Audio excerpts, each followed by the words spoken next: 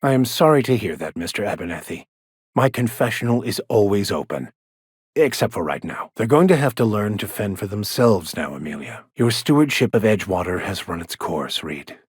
You don't need scripture to tell you that. Yes, what is it? You're an outsider. Fantastic. Vicar Maximilian DeSoto at your service. Or Vicar Max, if you're the sort who prefers brevity. Mechanical tomfoolery is well out of my purview. I suggest you take such matters to Mr. Thompson in the cannery. I so rarely get new people to talk to. Name your poison, anything at all. Spiritual counseling? This season's tossball predictions? The quickest way out of town? They who are not satisfied with their work are satisfied with nothing. No? How about, work fortifies the spirit. True exhaustion awaits idle hands. Just a moment. If you're going to be walking around outside, make sure you're well prepared. Unless you don't care for your life. Do, and you'll have my undying gratitude. Wonderful. This is fantastic. Well worth all the sacrifices Wait, thank you. If you retrieve it, you can always find me here. Free spiritual counseling, someone to watch your back, not to mention a grown-up in the party. Have you reconsidered? I'd be quite valuable to have with you. You have to admire the architect's sense of humor. French. Ha! My retrieval efforts have been thwarted by marauders who have overrun the property.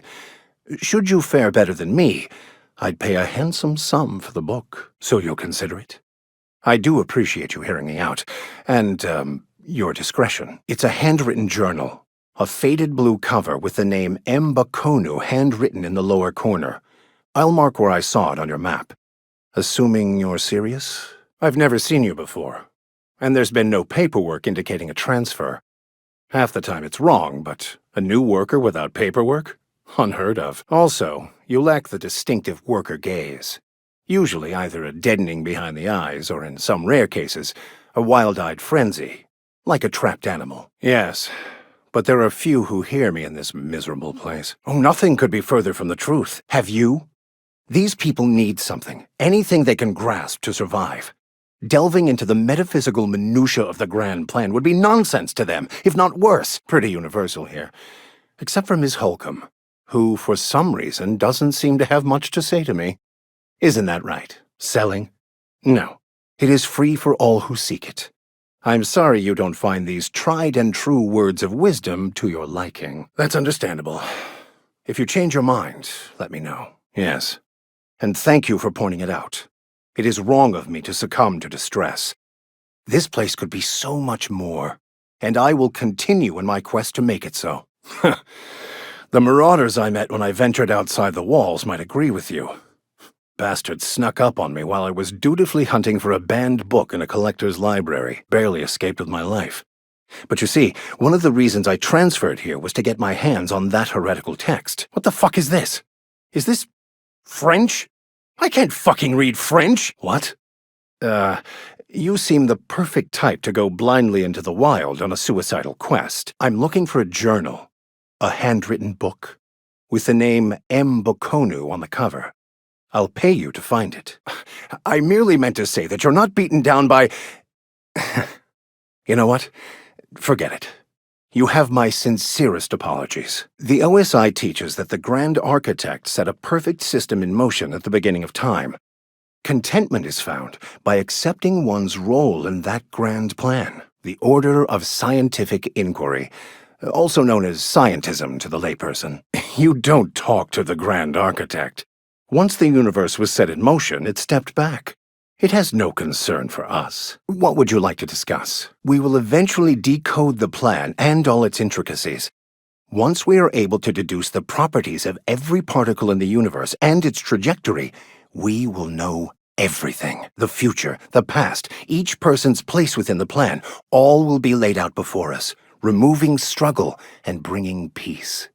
No one will ever need question their path again. That's not how it works. The Grand Architect has no concern for us beyond setting the plan in motion. Obviously. Look, if we can figure out how to read the grand plan, we can more perfectly align ourselves to it, bringing everyone peace. My apologies. The townsfolk are having a tough time of it. and it's been difficult for me to enrich their lives. They are good people. It is just difficult to reach them. No, I am not. Though there is something to your accusation. It is wrong for me to succumb to distress. The outsider who brought the errant children back to the flock. A pleasure to finally meet you. I heard you were able to bring the errant children back to the flock. I'm impressed. Any progress on that matter we discussed? Please get it. Because I'm also a collector of books. Rare things in this colony. Appreciation of the written word outside monthly periodicals is virtually unknown here. I would love to discuss the finer points of my religion with you. Oh, wait. No, I wouldn't. I must double my efforts to elevate my flock. These are good, hard-working people here. An ass? Who do you think— Please, excuse my ill temper. I fear you've misunderstood. I'm simply bemoaning the level of spiritual awareness in this town.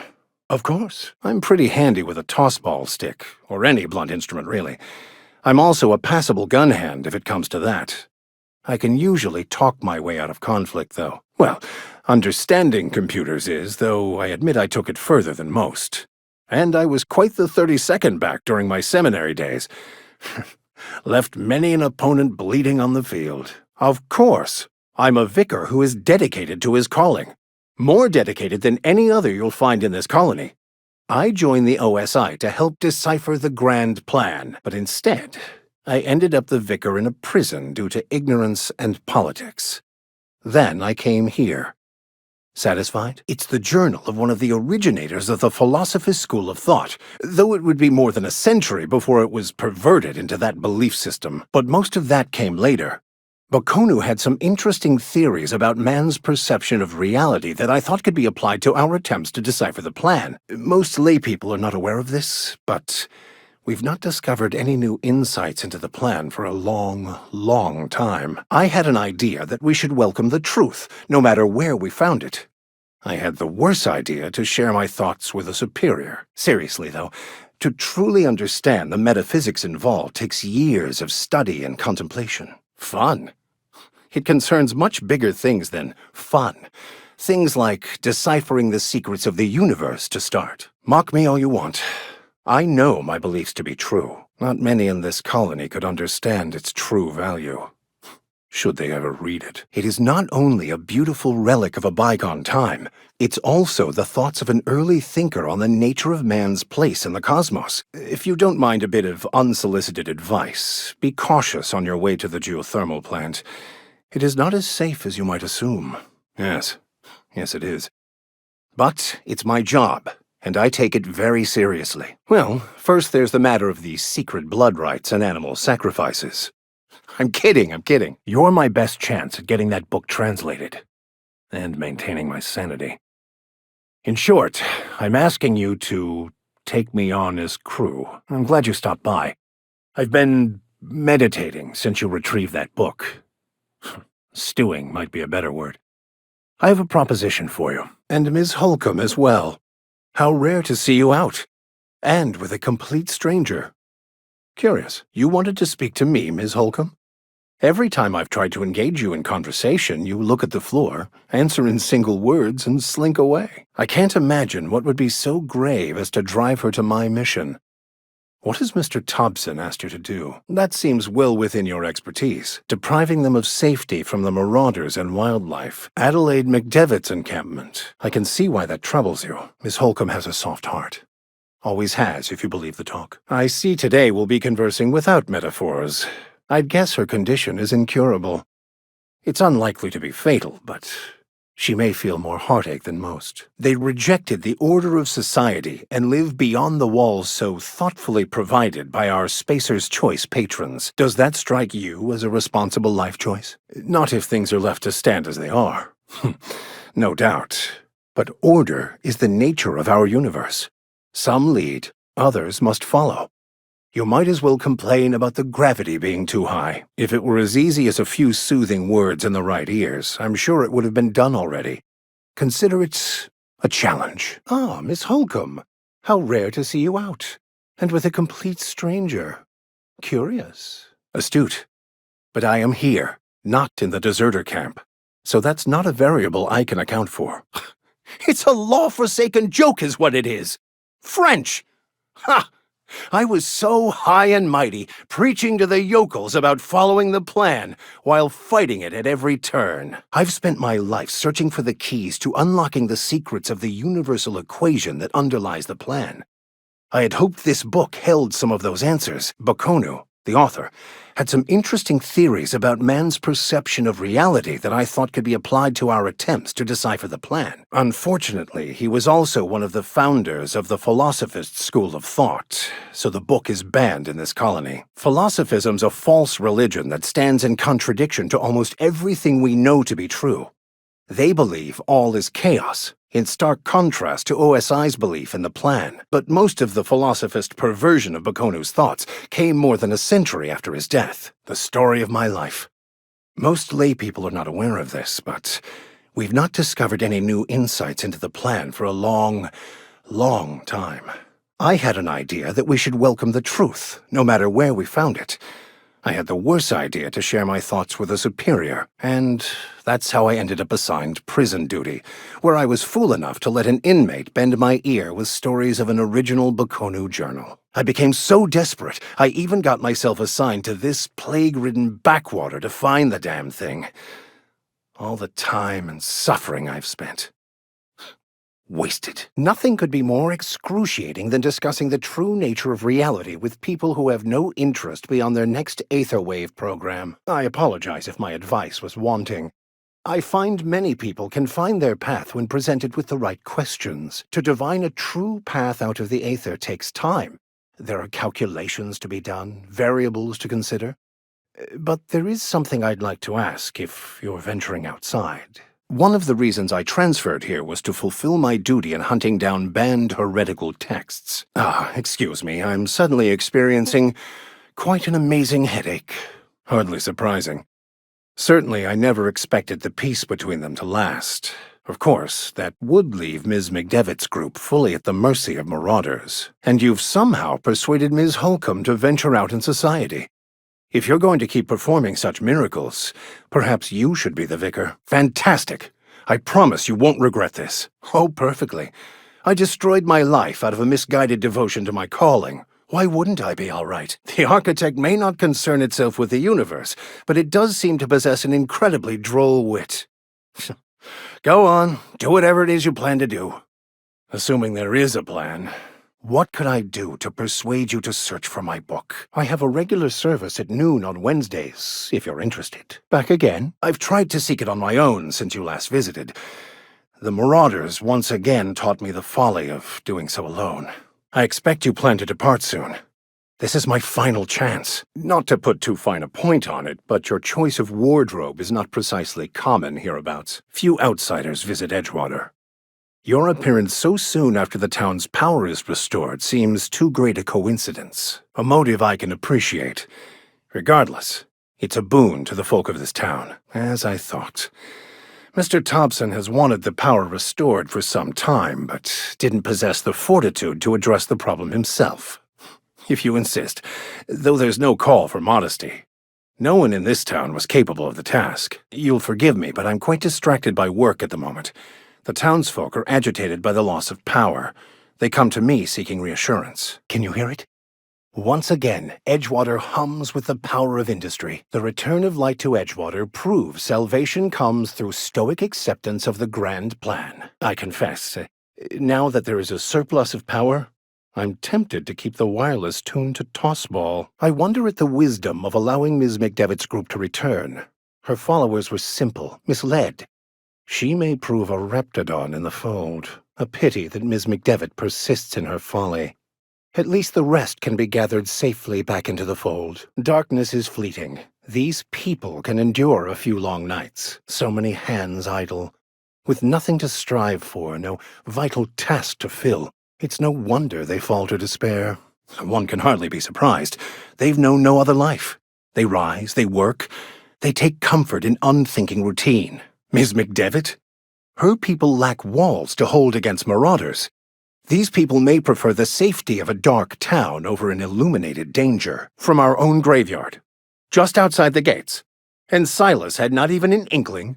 What do they pay the man for? What? And that works? The results are edible. I was under the impression nothing could be grown hereabouts. No. You're clearly a better class of... You have a superior grasp of... Well, you're different, of course. Aside from them. Fascinating. That is truly unexpected. I wonder how she discovered that. Once the spark of life is fled, the mortal form is but unanimated matter, comprised of the same elements as the rest of the universe. We inter for the comfort of the living, not the benefit of the dead. While distasteful, I would judge Ms. McDevitt's actions beneficial to the greater good. Yes, of course. My reaction was unreasonable. The universe is a mechanism. Its operation and meaning can be understood by observation.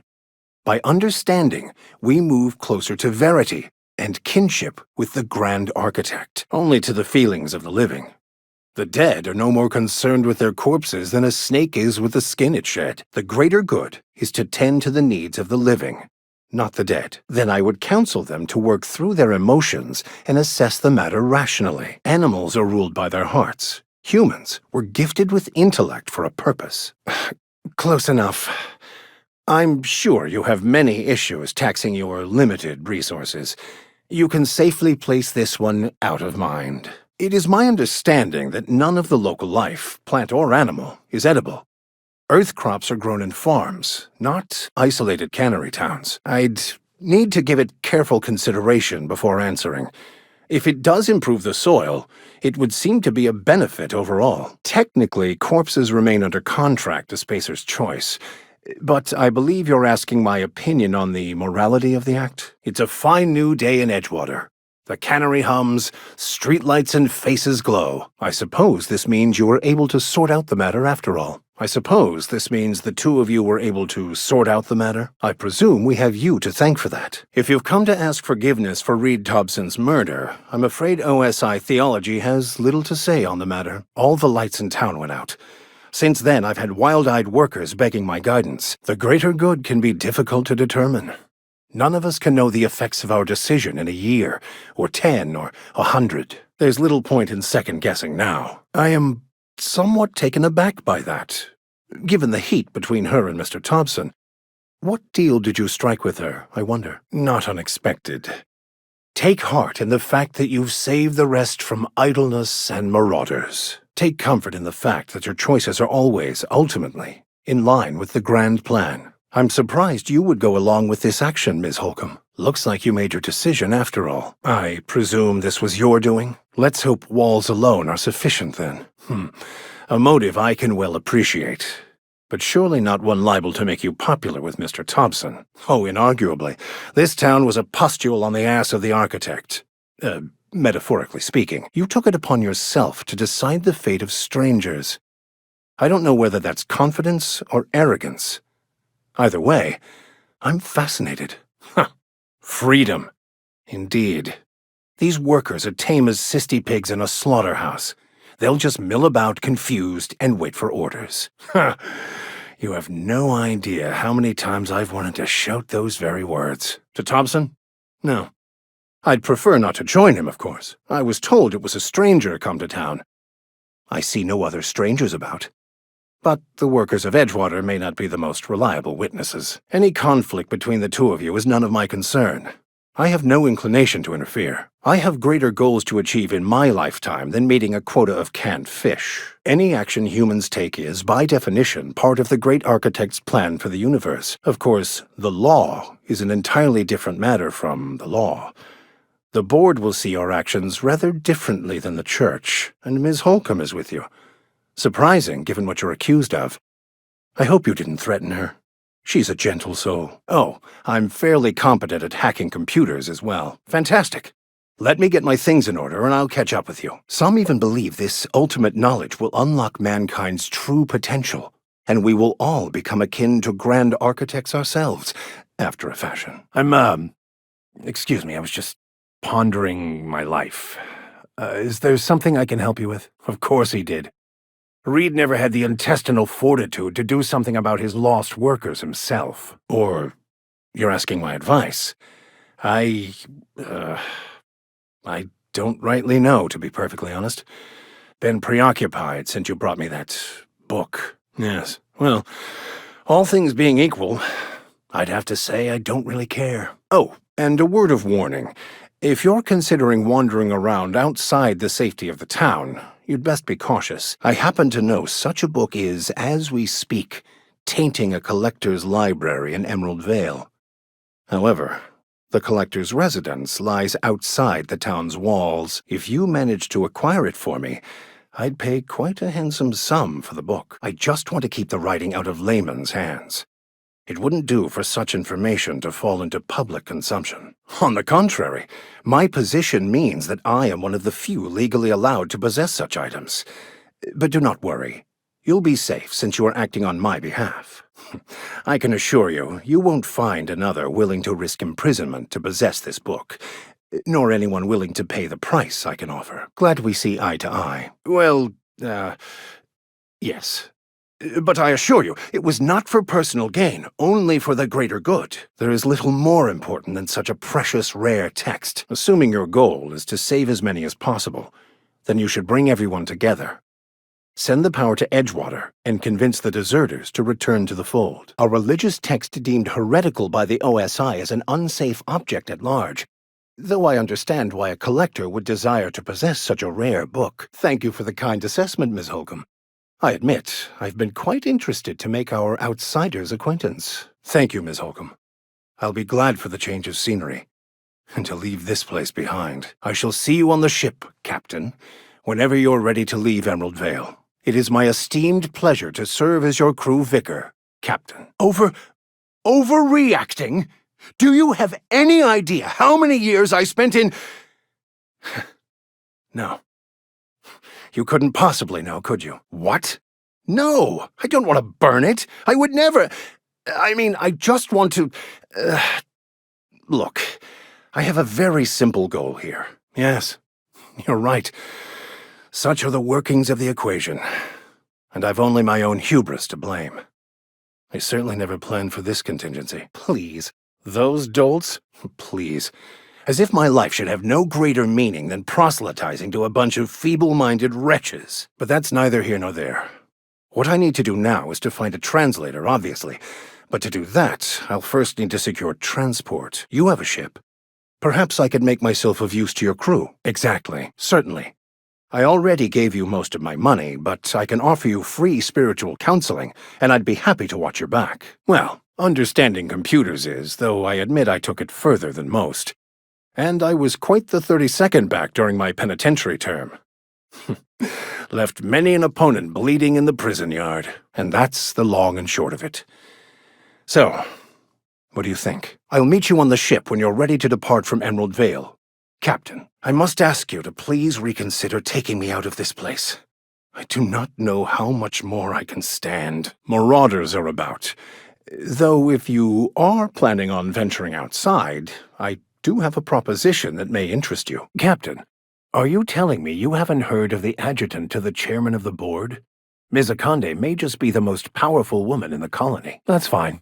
I prefer cake. As eloquent as ever, Captain. You would do well to not judge people based on their somewhat unrefined exteriors. Captain, stop pulling the man's leg. Stray too much from the straight and narrow, and one may just find himself assigned pastoral duty in a maximum security penitentiary. I recant my earlier statement.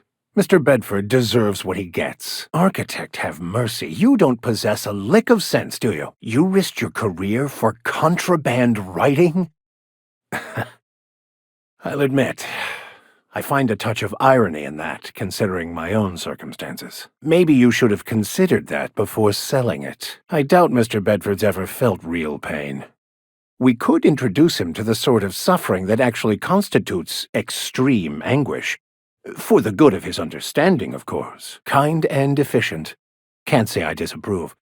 Although, seeing as this woman isn't a member of our crew, it'd be nice if the price weren't quite so high. I believe the captain is proposing an indenture contract. I'm impressed, Mr. Bedford. Indeed, you harbor a benevolent heart.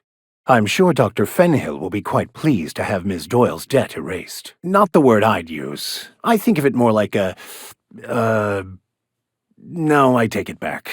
Dump sums it up nicely. And if you do, please don't mention us. That's true. The captain has such a dry sense of humor. Sometimes it's tough even for me to tell when he's joking. Because you are pulling the kind officer's leg. Right, Captain? Show a little respect, son. We'll be brief. I hope. Oh, for the love of the architect. It's not a message from the dead. Unless... maybe it was automated. Sounds like someone poking into somewhere they shouldn't be got into a spot of trouble. What about non-famous players? I earned quite a reputation as a fifth back during my penitentiary... seminary days. No, Felix, I do not think it's haunted. Dr. Fenhill, glad you opted to join us. It'll be good to have a Sawbones on the crew. What the captain said. All my belongings are on that ship.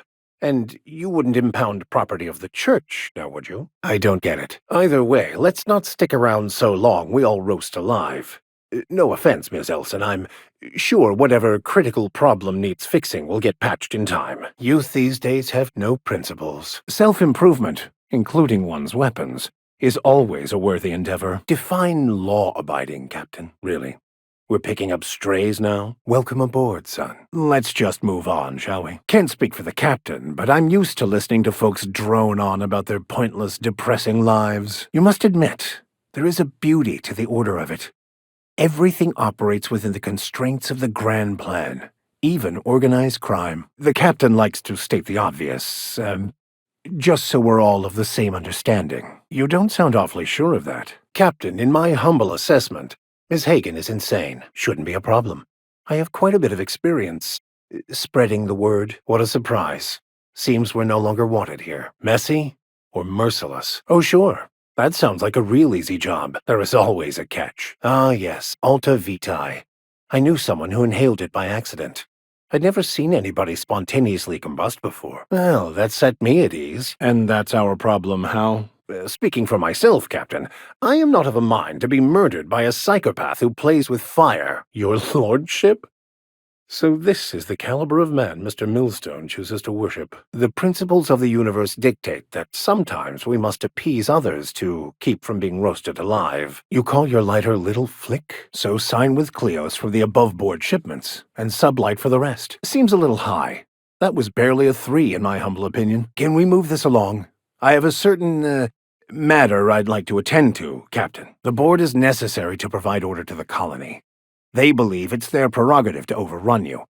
But whether you allow that is up to you. Well, isn't this wonderful? The captain's done something to get on the board's bad side. Surely this must be some sort of mix-up. If I tell you, will you leave me alone? Some of us like to improve ourselves, Dr. Fenhill. What? It's not really that simple, but yes, fine. Anything else? Go away. What? I used to think that. But not anymore, not in the least. But I do apologize, Dr. Fenhill. It sounds like I have annoyed you. He may be confused, but that doesn't mean I'm not insane. Like the realization that our perception of self is akin to an optical illusion? No, Felix. The concept of a ship computer does not make me nervous. Are you scared of Ada? Since the Rangers decided their 8th back should stay in the Wednesday zone. Come on, Felix. The Rangers threw that game. Teams that play poorly deserve to lose. That's a fundamental law of the universe. The Rangers handily snatched defeat from the jaws of victory. If you can't see that, let's just agree to disagree. Young Millstone, you look pensive. I understand. The Rangers' victories are your victories. Their defeats are likewise crushing. This may come as a surprise to you, Felix, but I understand what it is to be a fan. To be a fan is to cultivate a mental disorder. You're living vicariously through a tossball team. To be a fan is to live vicariously through another. You feel you are one with the Rangers. Good. I'm glad we cleared that up. Felix, Ada is not sentient. She can't act out of a sense of malice. Where do you get these ideas? One of these days I'm going to make you read an actual book. Felix, I find your purity refreshing. No. That is just a story you've been building for yourself from a very young age. Semantics and nothing more. The construction of our language assumes the existence of a self. Our language has all manner of paradoxes contained within it. Tell me, what happens to your lap when you stand up? Well, this is awkward. So Wells has been arrested and locked up in Tartarus. This is a nightmare. That place terrifies even the most hardened criminal. Are we really considering breaking Wells out of a maximum security penitentiary? I know we all have a tendency towards lost causes, but this may be taking it too far. Should have known Wells wouldn't go meekly to his doom. We've assisted the board's efforts to enforce order on Halcyon this far. Shall we finish what we started? Captain, the board does have a reputation for cleaning up loose ends, which could now mean us. Someone has to protect humanity's future. Who better than us? Getting in is the simple part. It's getting out again that's the trouble. Trust me, I know. Sensible. Let's just hope they haven't resorted to torture. For his sake. If they offer us a retirement plan, we'll know they've reneged on their deal. Otherwise, I'm keeping good faith. The Labyrinth is a massive maximum security prison on an uninhabitable planet. Being incarcerated there is seen as a fate worse than death. You're asking for more than bravery from us, Captain. But there are worse ways to go than dying for a good cause. I'm in. Never thought I'd volunteer to break into a prison. Seems like your tendency towards risky behavior is rubbing off on me, Captain. Straightforward and simple. Sounds like our best bet. Adjutant Sophia Akande is essential to the administration of the colony. Without her, the board is likely to devolve into petty squabbling. It is imperative that we act. You won't hear any complaints from me on this course of action. I did this for myself.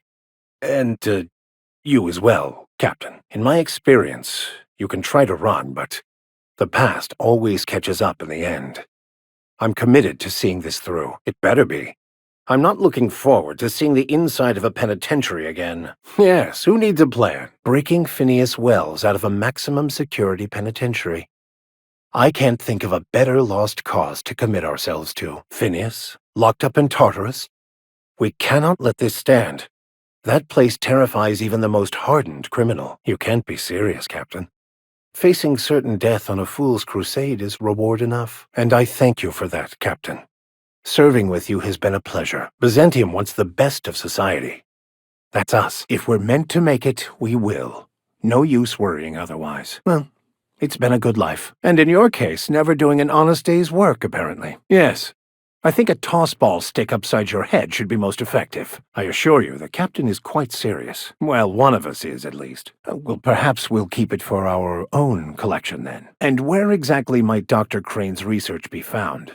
Were we inclined to retrieve it? Self-preservation is not something to be ashamed of, Felix. Flagrant incompetence, on the other hand. And take great joy in doing so, I might add. Sometimes it's better to pretend you understand the captain. Not even in the name of scientific advancement. Byzantium's inhabitants could afford it, if no one else. Seriously. Captain, I believe he's making enraptured. It's an aphrodisiac. Wrapped musk is the main ingredient. Benefits? An interesting scientific endeavor if I ever heard one. Which hormones? It was a harsh truth, Captain, but a necessary one for her to hear. It may seem kinder to not burden people with a complete truth, Captain, but I do not believe that is truly the case. Obviously not an expert on geology, paleontology, or Earth species, or much else. Far be it from me to point out our Captain's many flaws. The good Captain helped me see my many flaws. It's only right I return the favor. It's sad how not having purpose decays the minds of workers, isn't it? Ah, yes. Another Adrena time aficionado. I believe that was in your mind, friend.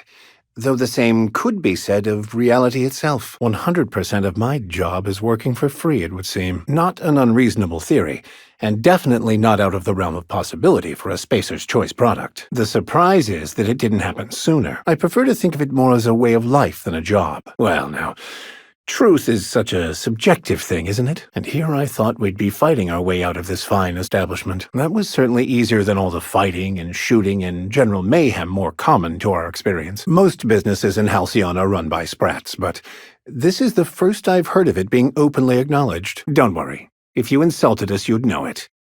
Or maybe not, since you'd probably no longer be among the living. Oh, don't worry about us.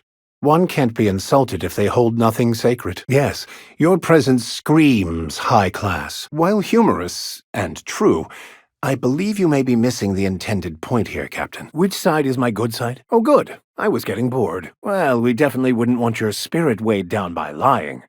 Or killing people, but that seems like splitting hairs, really. I do rest easier when we break neither the law nor the law. Can you spell gullible? No, really, I'm asking. Would now be a bad time to mention my claustrophobia? Side effect of serving my time at the prison. I'm almost afraid to ask, but what's my code name? I can't tell whether you're joking. Why would the Golden City need suggestions for improvement? The system isn't always fair. But today it is. I can certainly understand why. Captain, you cannot seriously believe this conspiracy nonsense. Lack of nutrition also spread like a sickness through Edgewater. So you doomed the greater good for the well-being of a few bad apples. It may not be pretty, but we risk the colony's downfall if we hinder the doctor's research. Progress is the future. Adaptation is survival. I must be honest with you, Captain. Yes. Oh, we get paid this time.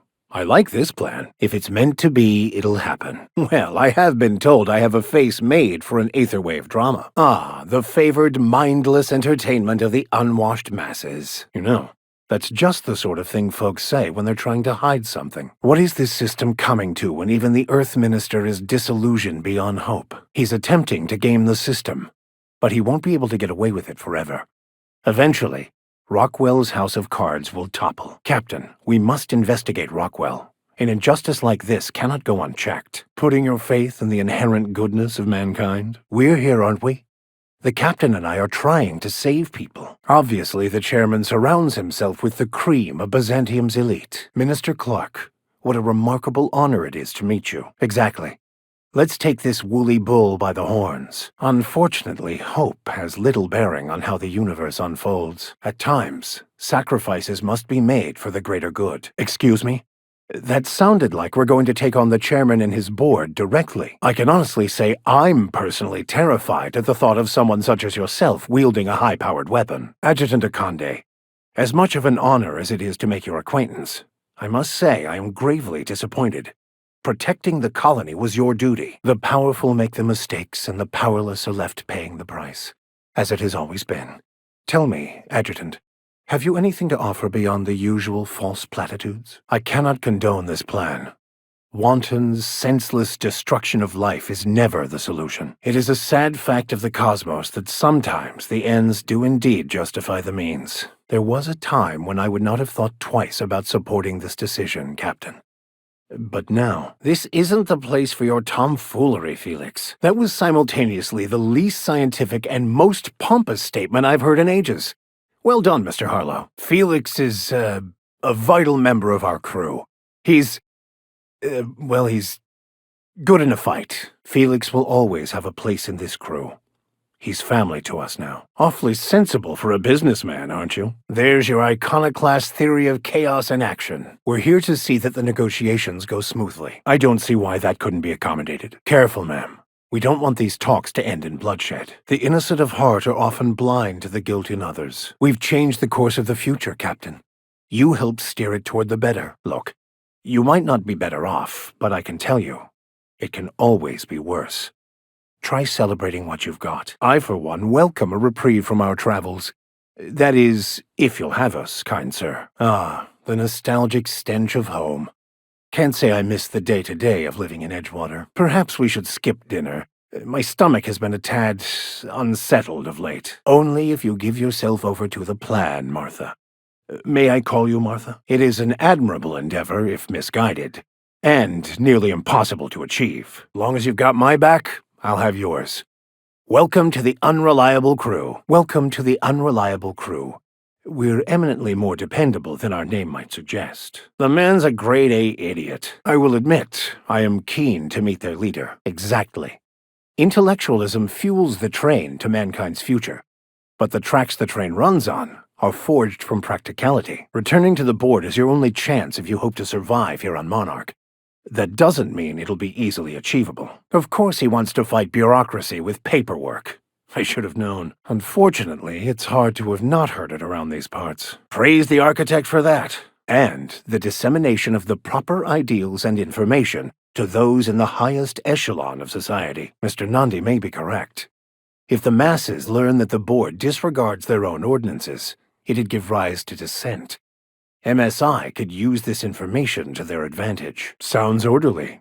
That's a good start. One down, one to go. The workings of the universe take time to prevail. But sometimes you can reach the intended destination faster if you apply a little force. And how did that work out? Without the board, chaos would overtake the system.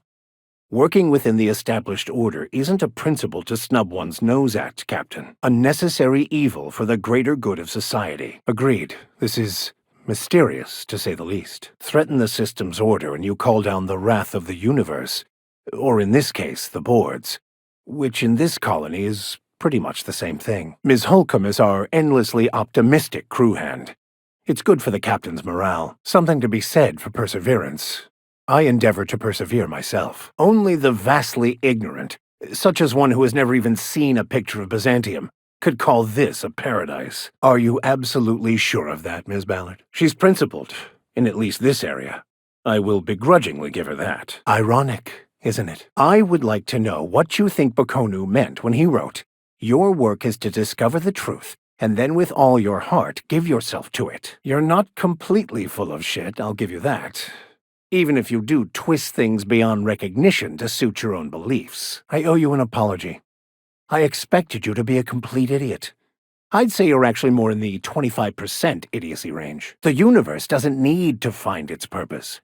It is a mathematically perfect equation that gives mankind purpose. Ability to believe.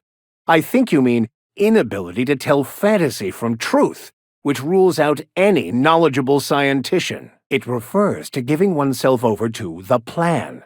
It is not some paean to an invisible creator in the sky. Their own truth. There is only one truth. Free will is nothing but an illusion that drives man to struggle against his preordained path. Great. We're about to create mass chaos and mayhem. My two favorite things. The written word can be quite effective, but losing your flock seems counterproductive. You are quite assured in the idea that any who hear your message will not immediately change stations upon realizing what utter rubbish it is. I find it amazing that enlightenment can be triggered in so many different ways. A shame, though.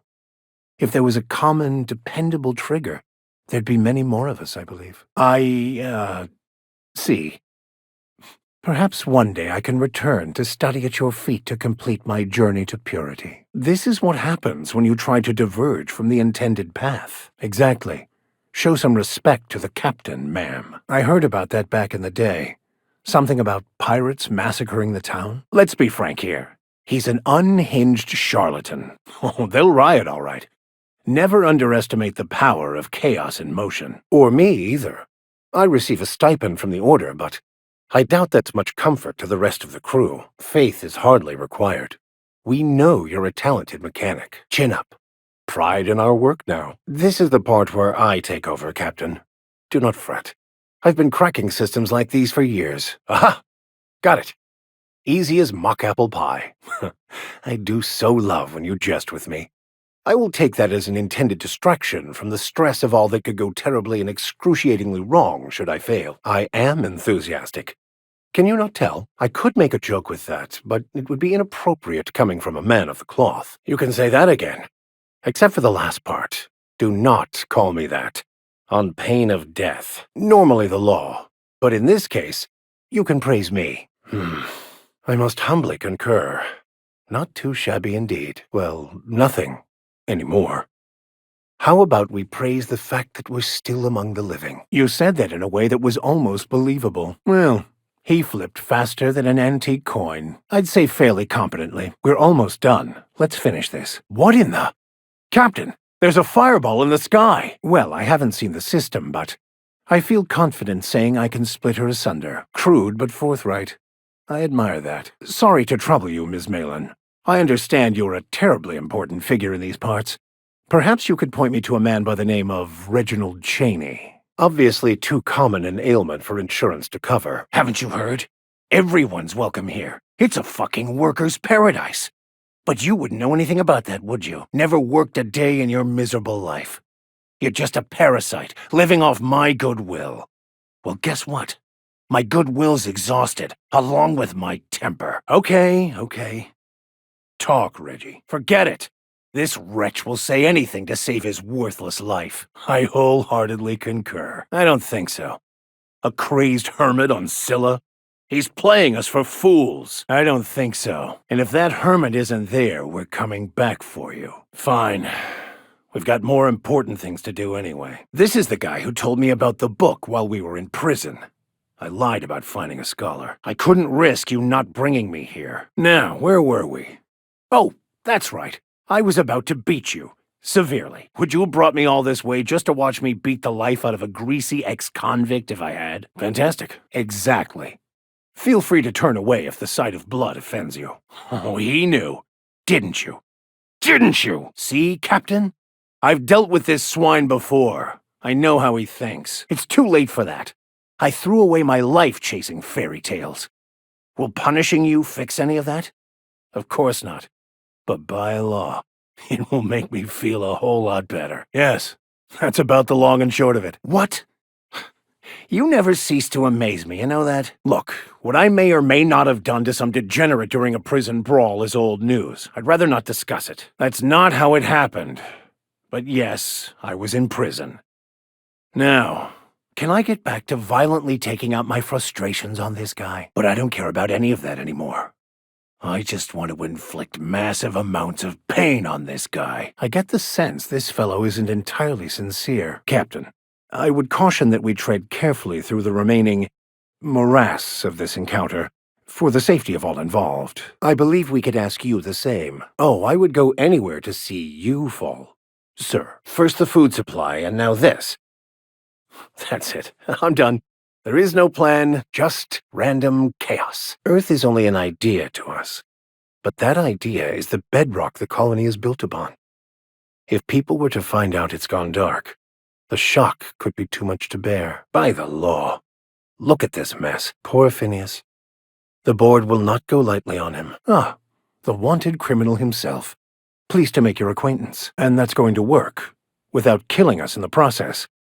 I thought intra-system micro-jumps were prohibited for a reason. Powers up, Captain. This must be unsettling for you, Captain. The weight of this is almost too much, isn't it? Well, at the very least, this should be interesting. I hate when I step in blood, or unidentified things. We're alive! We made it! Never had any doubt. Dedication is a virtue. Let's leave the automech to it. Not so much found as finally listened. We've been told this was once yours. I believe the knowledge within here contains the answers I seek. Answers that will free men's minds from toil. I don't know what happened to him, but we killed his son. But we had a good reason. Or maybe not. In hindsight, we may have acted rashly. I'm committed, no matter the cost. So that's it. Take the damn book, then. It's useless to me. A small price. And a risk I am more than willing to take. If you're asking whether we realized you're a fraud who has been amusing herself at our expense, then the answer is yes. No, she's not. She's a lady of transcendent wisdom. Can you not see that? No, he's not. Just a bit dim. No, she's not. Just a bit dim. We are not here to rob you. I've brought this book for you to translate for me. Can we dispense with the nonsense for once, please? We're here to get this book translated. I have spent my life in contemplation. I believe my mind is prepared to receive the truth. Not as sad as you're about to be. Of course you were. Hearing that brings me great joy, my friend. Sorry, Captain. Clearly, we'll get nothing out of this charlatan. I see now it was a mistake to come here. Wait. What did I just do? Why are you pushing me to give in to my worst impulses? I see you're back with us. Feared we lost you there. Never seen anyone pass out yet stay upright before. Let's just get on with this. I've waited long enough. This whole thing, it's just a farce, right? Just my own brain working against me? I knew this was a waste of time. Let's get out of this place. I woke up. The illusions I built for myself just fell away. I'm no longer interpreting, I'm experiencing. No, not perfect in that sense. Of course there is pain and loss, but the suffering is caused by trying to control reality. clinging to the way you want things to be, not enjoying the way they are. No. Well, perhaps in a way I have. Look, I'm not saying it's perfect in the way you're thinking, but it is still perfect. It's all there to be experienced, to be lived. Ruined? You seem to be having quite the time. Though I must admit I was a bit concerned when you stripped naked and tried to eat your clothes. I was joking. You passed out fairly early in the process. Well before I realized what an ignorant fool I've been. Everything is perfect. I am content. I've finally found what I was looking for, even though I was looking for the wrong thing, in a way. Perhaps it's more accurate to say I was asking the wrong questions. I understand so much more now. I see it all. All there is to be experienced, to be lived. I need to have a word or two with our so-called Bokonu expert, Ms. Hermit. What's happening to my voice? Does my voice sound weird to you? And what's wrong with your face? We are obviously the victims of a tasteless joke being perpetuated. Perpetrated? I mean, we're being made fools of, aren't we? And platitudes from a figment of my imagination, no less. You want me to give up my discipline? My control? Oh, but I can't. I can't. Without order, there is chaos. So you're saying to trust in me, myself? No, that's not true. The basis of everything is order, not chaos. It's true, I know it is. So did you. Why are you denying it? Before you died, the plan made you happy. You're right. I don't need this. I just want the answers I seek, not your games. The plan is everything. Following it is what made you and Father happy. Don't tell me these drugs have warped your sense of truth, along with your face. Is it just me, or is everything a little wavy in here? Thoughtlessly?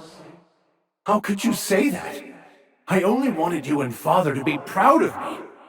I was going to be the perfect vessel. I was going to be a better, more full of the plan. What the fuck are you talking about? No, I just wanted to prove to my parents that damn it. You're right. Well, she's dead, and she was not nice. Mother? You're dead. You can't be here. I knew this was too good to be true. These are just cheap hallucinogens that have... When I get out of here, I'm going to show that hermit what you get for messing with me. This here, it's all coming out wrong. The plan. It filled you with a joy I could never feel. I wanted it. And being a laborer made me miserable. I was better than that. But it doesn't matter. This is all just a figment of my imagination. Never mind. This is all lies, I'm sure of it. What? Who? Why do you look like me? Are you me? I don't feel right about this anymore. I need to get out of here. Is this the answer? Because it sure sounded like an answer that I don't understand. Who are you again? And why do you look like me? That's not... It can't be right. I've only been searching for the answer to the equation because it will set us free, won't it? It's all lies. How could I not have seen this?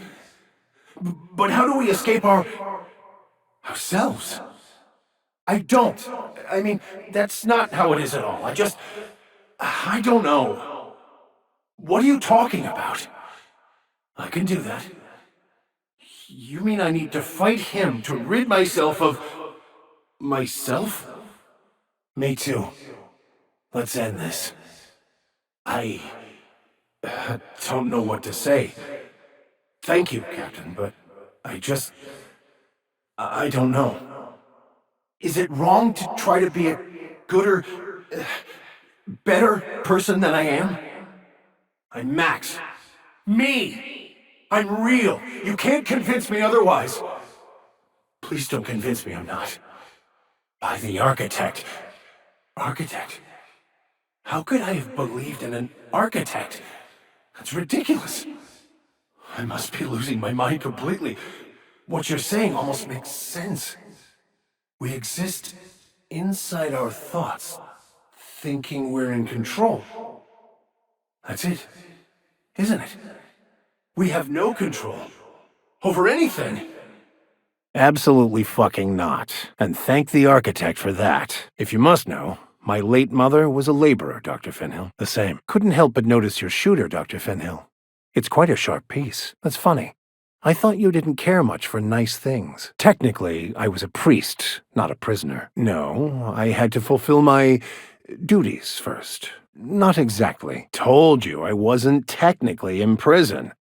And no, you watched too many Aetherwave dramas. We didn't have bathtubs. We made it in toilets. Black fucking hole!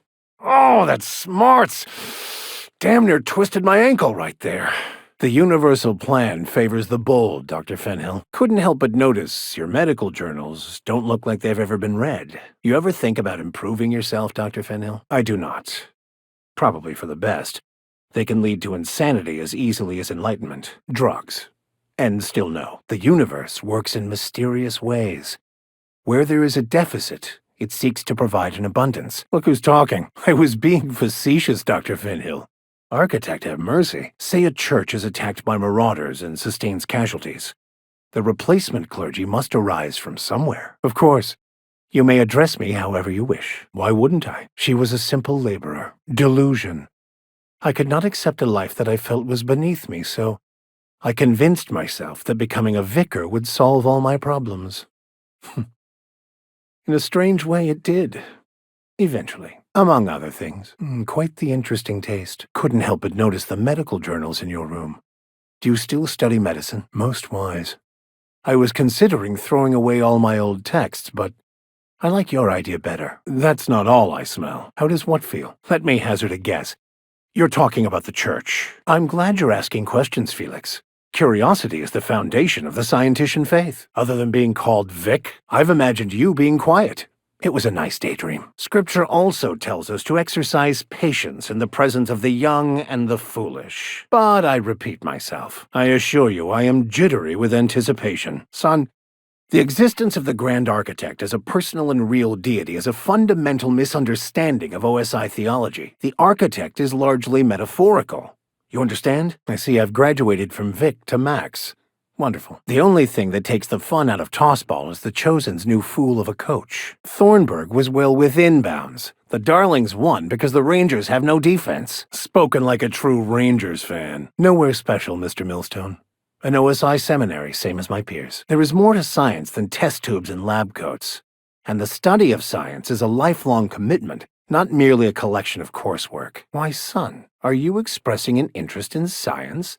I suppose I could find you some reading material. Oh, I wouldn't know. I've given up my days of being a cog in the machine of oppression. I've given that up as well, Mr. Millstone. I have many. Of which do you speak? I am certain you do, Mr. Millstone. Please proceed. Believe it or not, we spent many hours arguing questions as ridiculous as that in my seminary days. I still find it a pleasant diversion, among other things, including a rigidity of thinking. Why do you ask? Of course. And you're welcome to them. You don't think much before you act or talk, do you, Mr. Millstone? Oh, don't misunderstand me. I am actually curious. I find your lack of introspection refreshing. Couldn't have put it better myself. Your mind yearns for a problem to solve. I can offer you one to ponder if you like. Consider this problem, Felix. Who were you before you were born? Contemplate the question with care, young man. You may find a pearl of wisdom hidden within. Well, I certainly am looking forward to flying on a ship named the Unreliable. I'll just head upstairs and claim a room. I do not understand why you would discard the birthright destiny is bestowed upon you. What was the score on last night's game? I missed it. No one saw me trip over that, right? So many yearn for the opportunities you disdain. There are those who would give their hand to be born of Byzantium as you were. I hate to see you torture yourself with your grief, Miss Ramnarim Wentworth. Look, about earlier, I only meant there's nothing you could have done to save your crew. Perhaps it would ease your acceptance to consider this truth. Your crew died because it was meant to happen. All right. You need more time. I understand. Move it, trash can. Who wants to play an impromptu tossball match? No one? Really? All I'm saying is, our lives are predestined upon a path that is only visible in retrospect. If I could have predicted my life path would lead to prison, and thus avoided it, wouldn't I have done so? And even if I had, it still would have been unavoidable. Like that time I warned you about the giant pile of Raptidon shit, and you stepped in it anyway, you see? So, you threw off the constraints of proper society and abandoned a life of luxury to live as an outlaw. Regret it. And how long before you reckon you end up back where you began? The universe has a way of snapping you back to where you're supposed to be, Dr. Finhill. I have to say, Miss Holcomb, you are surprisingly adept in combative situations. You are quite handy with that hammer. Since when have Cleo's darlings played so poorly in a consecutive sweep? You wouldn't be pulling my leg in order to win our bet, would you? Step lively, Miss Holcomb. Would hate for you to get left behind. Or, architect forbid, become lost. All I'm saying, son, is you'll generate more force with the proper grip. It's more like this, not like that. I don't like to talk about it. What part of I don't like to talk about it do you not understand? Is it the don't? Because it can't be the talk. It baffles me why the captain puts up with your willful idiocy, Mr. Millstone. Are you saying my advice is unwanted? By all means. I would be astounded, yet astronomically in your debt. Very helpful. Thank you. No, I do not. Mr. Millstone, you seem like a young man who could use some direction in your life. Son, you can always come to me for spiritual guidance, but not between 2 and 4 a.m. Forget I broached the topic. Let's just pretend last night didn't happen. Of course you do. Thanks, I think. Guess I could give you some pointers. Well, most significantly, aside from how you form and angle your fist, is that you cannot just punch with your arm. You must turn your upper body into it to generate any real force. I wonder where I picked up this stain. No! Don't you dare point that hose at me, you rusted bucket of bolts! I don't mean to judge, but are you ever sober, Miss Ramnarim Wentworth? Is it true that mantiqueens devour their mates after copulation? Makes one appreciative he wasn't born a mantisaur. This is the simple truth. We are all molecular machines. The body is a collection of atoms. The mind is a consequence of chemical reactions. Therefore, our lives are predestined along a path that is only visible in retrospect. Life is fated and unstoppable. So weapon proficiency and adaptive skill play no part whatsoever. In your mind, it is neither luck nor random chance. At times, destiny may not seem fair, but there is a reason for life events, even if that reason is not immediately obvious. Great. Now I've got that tune stuck in my head. What are the odds of getting you to shine my boots, trash can? So, was that a yes? Whose bright idea was it to equip a janitorial automech with a flamethrower? Sometimes I question my decision to be out here. But then I remember, free will is just an illusion. There's no point to your regret, Ms. Ramnarim Wentworth. It hurts you unduly and for no purpose. Might I ask how you are faring, Ms. Holcomb? You don't need to keep up appearances. You're among friends. We would never leave you behind. Can't say I miss the stink or much about Edgewater if I'm being truthful. But I'll always be grateful I lived there, for it's where I met you and our captain. Nor would I ever try to replace him. Why don't you think of me as a big brother who can't seem to help but blather on about the absurdities of existence? Well, I find myself growing quite fond of you as well. Dr. Finhill, have you ever contemplated the fact that we have no direct experience of our own heads? I can feel my head with my hands or look at myself in the mirror, but most times I feel like I'm a void, floating above a body. Contemplating this revelation has provided me endless hours of amazement. I not only get you, I applaud you. Not many would have had the courage to turn their back on luxury, not to speak of the pressure you must have been under to fulfill the role you'd been assigned. Bravo! I couldn't have put it better myself. I don't, but I know you do. It was an alternating experience of drudgery, violence, and spirit-crushing boredom. but only because I let it be. A lifetime ago, Felix. I was a different man then, but I still owe you an apology. Any regrets? Thoughts of not belonging, of not being where you're supposed to be? I squandered a perfect opportunity for self-reflection. I could have found my answers sooner, if I'd only let myself. But then I wouldn't have met you or the captain. So, is there anything you'd like to talk about, Felix? That's not what I just wanted you to know that I'm here in case there's anything I can help you with. I've never been compared to a potato before. How wonderful. They are simplicity personified, aren't they? I must apologize for my earlier comments. I was callous and showed little regard for your feelings. Sadly, a constant occurrence before my recent experience. Nor should it. But hopefully one day you'll be able to remember the joy you felt alongside your former comrades more keenly than the pain of their deaths. It is endlessly fascinating to me that all of existence is simply atoms, molecules, and chemical reactions, which in turn create and govern our bodies, minds, and emotions. And yet somehow, we still believe we are in control. No, wait! Let's please not have a repeat of that last fiasco, Sam. Please point that hose elsewhere. I've always liked this song. Oh, pardon me, Sam. Is one healthy if they are well adjusted to a sick society? You cannot understand a problem until you free yourself from the desire for an answer. I could spend hours reflecting on the secret workings of the universe. Little else in this colony offers such a relaxing pastime. By verity, by strength. Yes, you caught me ruminating again. Guilty as charged. Anything you'd like to discuss? I have run headlong into too many walls in my pursuit of the truth. This book is my last hope, and you were my only hope of getting it translated. They internalized the precepts of scientism like no one I've ever known. They had a pure faith, a faith that brought joy to them regardless of the situation. I envied that. I wanted that peace.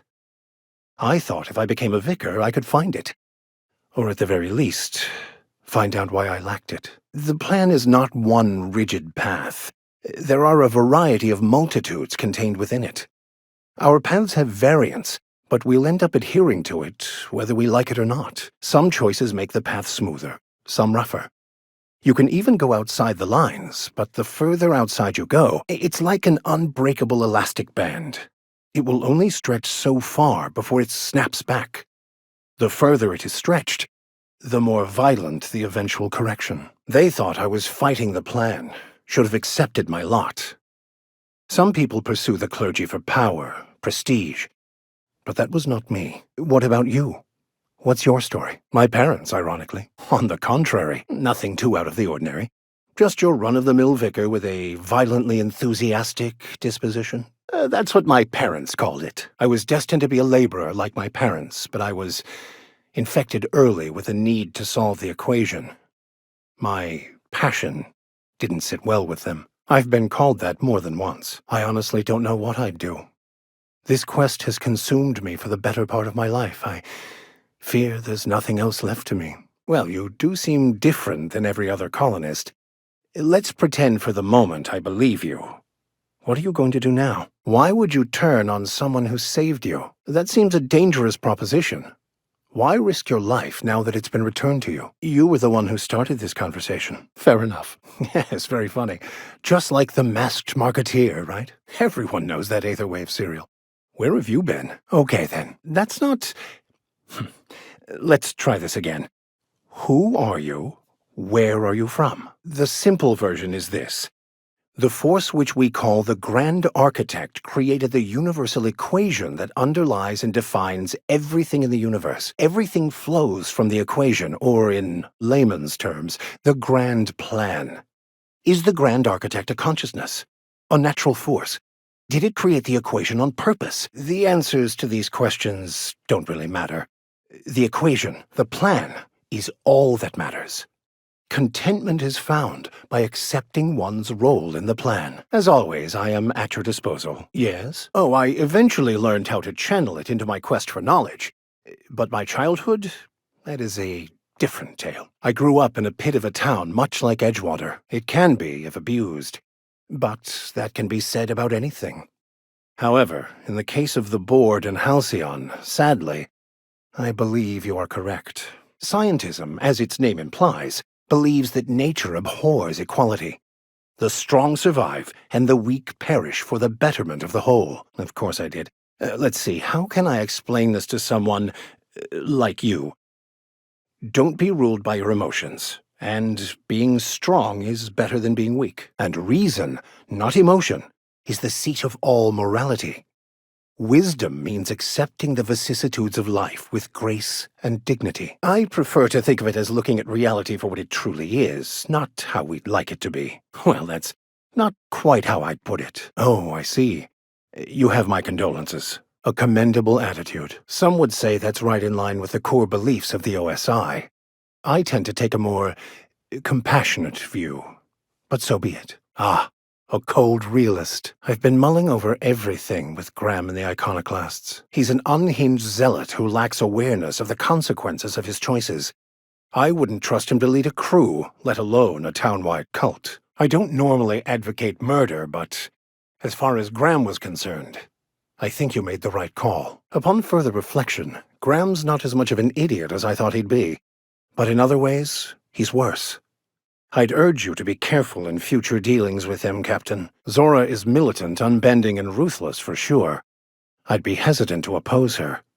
But she gets results, and she doesn't suppress intelligent discourse, as much as I usually appreciate the board's ordered approach to governance. In Monarch's case, they aren't really running anything so much as leaving everyone to rot. Well, then, consider my opinion on the matter fully exhausted. I think we often see eye to eye. It's one of the reasons I believe our paths were destined to cross. Exactly. Graham was an unhinged zealot sitting on a powder keg. He was far too dangerous to leave loose on Monarch. Good thing I never annoy you then. He may not have struck at you yet, but he would have, given enough time for his paranoia to grow. Sanjar may be a corporate shill, but he's safe. He doesn't have it in him to hurt anyone. I can't believe you'd support Graham's riotous anarchism as Monarch's solution. But I trust you know what you are doing. So we'll leave it at that. How so? Unless you agree with them that the inhabitants of Monarch should be forced to evacuate, or die from their stubborn rebelliousness. Can't say I agree with the Iconoclasts, but Zora has what it takes to save Monarch. If I was going to trust Monarch's well-being to anyone, it'd be him. I have my doubts that Sanjar or Zora would have been any better. Anyone with eyes to see would not be shocked to hear that the colony is dying. But the board's solution, on the other hand, well, that was as unexpected and disturbing as it was enlightening. Yes, of course. And when you do, you can count on me to back your play. Well, I would love to point out the flaws in your logic, but it's undeniable that self-interest hasn't failed us so far. So, tell me what's on your mind. I excel at confessional listening. What are we contemplating today? What's occupying your thoughts? Something vexing you, Captain? I find myself marveling at the complex simplicity of the Fibonacci spiral. I'm sure you know what that's like. Captain, if I could trouble you for a moment of your time, while we're on the groundbreaker, I may have an idea for how we could find a translator. I wouldn't say my parents disowned me, strictly speaking. But before they died, they accused me of thoughtlessly abandoning them. I couldn't understand it. I was only trying to make them proud by becoming a better vessel for the plan, to feel the joy they felt. Couldn't they see that my potential was wasted as a laborer? Going so far on my hunt for the truth, risking it all, I just wanted to prove to them... Well, it doesn't really matter now. Even so, I might very well have taken offense at your killing her. Were she not already dead, choosing to save themselves and their families and friends at the expense of the rest of the colony? Those fucking bastards. What are we going to do about this? I couldn't agree more. Well, when you figure it out, you can count on me to back your play. Your ability to get out of tight situations virtually undetected hasn't failed us so far. Your ability to talk us out of even the most hopeless situations hasn't failed us so far. Your propensity for wanton violence hasn't failed us so far. I hate to contradict you by pointing out that everyone dies. But it is better to die last, I suppose. Your instincts haven't failed us so far. I feel compelled to remind you that none of us are an island. We exist in relation to all that is around us. In short, we're stuck here. If this colony dies, we die with it. If I still believed in the grand plan, a revelation like this would have seriously shaken my faith. Knowing you, I can only assume you have already begun formulating a plan to deal with this. So tell me, what are we going to do? Graham is so close to the truth, but he'll never see it. He's too busy wielding it like a bludgeon to support his own self-image. This leaves him unhinged and unaware of the consequences of his choices. I urge you to be careful in your dealings with him. His mercurial nature makes him a bad choice to lead anyone. Of course, it's my job. I used to believe their religion to be false, in contradiction to what I knew to be true. How pompous and sure of myself I was. Their basic tenets were closer to the truth than my own cherished beliefs. I was so certain my potential was wasted as a laborer, and was willing to risk everything just to prove to them that they were wrong. I was lost, misguided. Your scathing insight into the true nature of my character has cut me to the quick, Felix. I'm not sure I'll ever recover. Graham is the better man. You forced me to admit it. I must admit I'm a little surprised you're still considering working with them, especially after hearing of their plan. And erasing a town?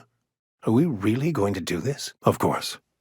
Well, whatever you decide, you can count on me to back your play. And how did he do that? Wish I could say I was surprised, but I got the sense we weren't quite getting on as well as we should for a time now. Will do, Captain. I'll keep an eye on her. In the meantime, take care of yourself out here. All right. I'll be going it alone from here. See you around Halcyon. Maybe. I'll pack my belongings and go. If that's what you truly desire. I appreciate the second chance, Captain. As you know, I was a bit obsessed with that book and my pursuit of the truth. You seemed my last only option. Would you like me to send another of our compatriots out to assist? Elliot is. I don't know how you put up with his incessant silliness, but at least I won't have to put up with it while he's with you. I'll send Ms. Ramnareem Wentworth out. I'm sure Parvati will jump at the chance. I'll point Sam in your direction. I'm sure Felix will be grateful for the chance to adventure further. I've been thinking on that. There's a former infamous philosopher scholar who fled Terra 2 some years ago. He's an expert on Bakonu, of course. Are you ready to break into security on the Groundbreaker? Yes, I've been meaning to discuss exactly that. Now that we know where, the scholar is, when will we be searching him out? There it is. Just yank the drive, and I'll do the rest. I want to thank you for not interfering back there with Cheney. I must admit to a certain anxiousness. To be able to question Cheney, to get some answers from him. I feel, I don't know, young again. I have dreamed of this moment for years. Soon, the answers will be in my hands. It may seem silly, but if you'd indulge me one last thing, I think I'd like to find this hermit he spoke of and give her the book. Maybe she can find some use for it. Fortunately, we're in the perfect place to start. This is where I'd go if I wanted to get off Terra 2. Great place to pick up a ride to Hephaestus, Scylla, even Monarch. Oh, I'm anything but certain. But it's all I've got at the moment. Got it. His name is Reginald Cheney, and he joined a sublight salvage crew. Only he's not listed on the return manifest. Must have made landfall somewhere he wasn't supposed to. I admit it was a bit of a long shot, but when you've spent as many hours as I have in contemplation of the universe's secrets, you sometimes get a sense for these things. I might have had questions for her after this experience. Oh well, why would you do that? To come so far only to create a literal dead end. You've ruined decades of meticulously derived plans. I can't believe this. Years of obsession, my whole life's work. It was all for nothing. It can't just end like this. What sort of a half-assed destiny just peters out into nothing? I devoted myself, every moment of every day, to uncovering the truth. Wish me luck. I've heard these things can drive one to insanity. Fallbrook is actually closer to Cascadia, but we should land in Stellar Bay and proceed from there. The whole planet is dangerous, but the route from Cascadia is pure suicide. He's also who told me of the journal's presence in Emerald Vale. If anyone in this colony could translate that book, it would be him. The only one I'm aware of. I suppose we could always just ask random passers-by if they are fluent in it. Can't believe my desperation has led me to you. Well, I just remembered there actually is a list like that. The Groundbreaker has access to it. All I need is access to a data cartridge from the security terminal. Their easily hackable system keeps a registry of all crew manifests for both arrivals and departures. We should start on the groundbreaker. It's where I'd go if I wanted to get off Terra 2. Great place to pick up a ride to Hephaestus, Scylla, even Monarch. That's a good question. Yes, well, now that we're here, can we check in with security? I'd like to track down that scholar. Oh, it's nothing. I suppose I really didn't have much faith in actually finding him. Was a bit of a long shot, wasn't it? Before we can do anything, we'll need to acquire that Stellar Bay nav key you're looking for. Stellar Bay still has some semblance of society, if you could call it that. But Cascadia is overrun with all manner of vile things intent on murdering anything or anyone they can. A vicar values knowledge above all else. And in my case, that includes the hotbed of philosophist radicals inhabiting Monarch. How could you have killed Cheney like that? You robbed me of the pleasure of doing it myself. That man you killed in Fallbrook. His name was Reginald Cheney, and, as you may have surmised, he was not actually a Philosopher's Scholar. He was a prisoner in the penitentiary I was assigned to. He's the one who told me about the book. Conned me out of good money for its location. You will know when I do. I've denied that part of myself for too long, pretending I was something I'm not. I've spent my life chasing an illusion. It's time I gave up childish dreams and accepted who I am. I can't rightly say. Perhaps I just need some sort of closure. A formal end to my lifelong quest, perhaps. I'm sure it would seem such to you, but I don't believe it is. I think I always knew this day would come. I was just afraid to admit it. Even to myself. Not quite that young. 1,000 pardons, my good captain. I thought we were engaging in witty repartee. Now, as far as tracking down this scholar, I want to thank you for talking some sense into me back there with Cheney. You never asked. Oh, exactly as you'd imagine. Can't say I enjoyed the stint. It did provide me with plenty of time to think. Stellar Bay still has some semblance of society, if you could call it that. Outside their walls, though, Monarch is a lawless and deadly land. I'm sure we'll be fine. This is Reginald's stuff, all right, but it looks like he's not home. Let's search the room, try to figure out where he's gone. The way I see it, the universe was snapping me back to where I needed to be. You stray too far from the course of your destiny, the world will try to correct for it. Well, you didn't. But fine, no. I don't accept it. I did find the truth. And the truth is, this religion is nothing more than a well-constructed lie, meant to keep the lowly sheep of the world in line. My eyes are open now. I won't live a lie. I reject any man-made system of control. What I'll do next? I just don't know. Exactly right. I'm no sheep. Before I transferred to Edgewater, I had a wealth of time to develop certain, secular skills during my years serving a particular penitentiary flock. I meditated, led sermons, provided guidance to the inmates as needed, of course. I also played prison yard tossball and taught myself a bit about computronic security systems. I should have guessed. What better place to lay low if you wish to avoid the authorities? Oh, you know, illegal smuggler's town on a blockaded planet. The usual. Shouldn't be hard to find him at all. Once we're there. Ah, yes. Here.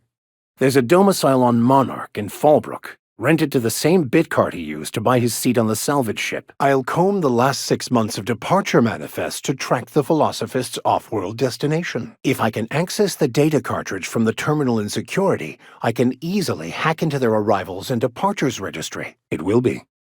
But I have the utmost faith that you can handle it. You caught me. Listen, the OSI frowns on fraternization with philosophists. I'd like to keep my associations with our scholar friend quiet. I'm certain he knew it was in French, and I was going to make him pay for wasting years of my life. Maybe you're right. Cheney conned me not only out of good money for the book's location, but also years of my life.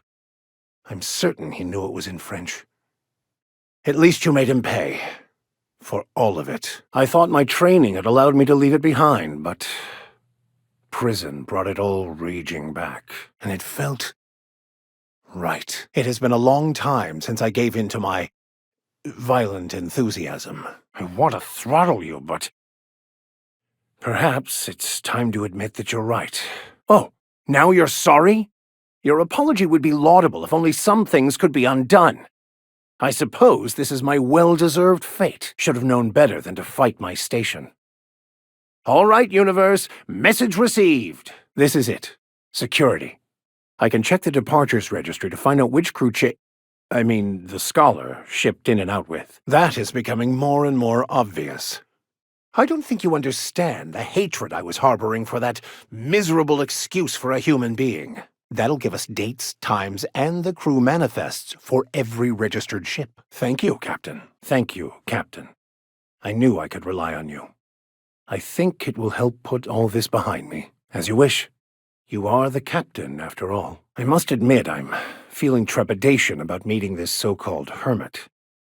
I may finally find the answers I've been looking for. But will they be enough? I suppose they'll have to be. You're right. I owe you an apology. I've been so obsessed for so long, I couldn't see anything else.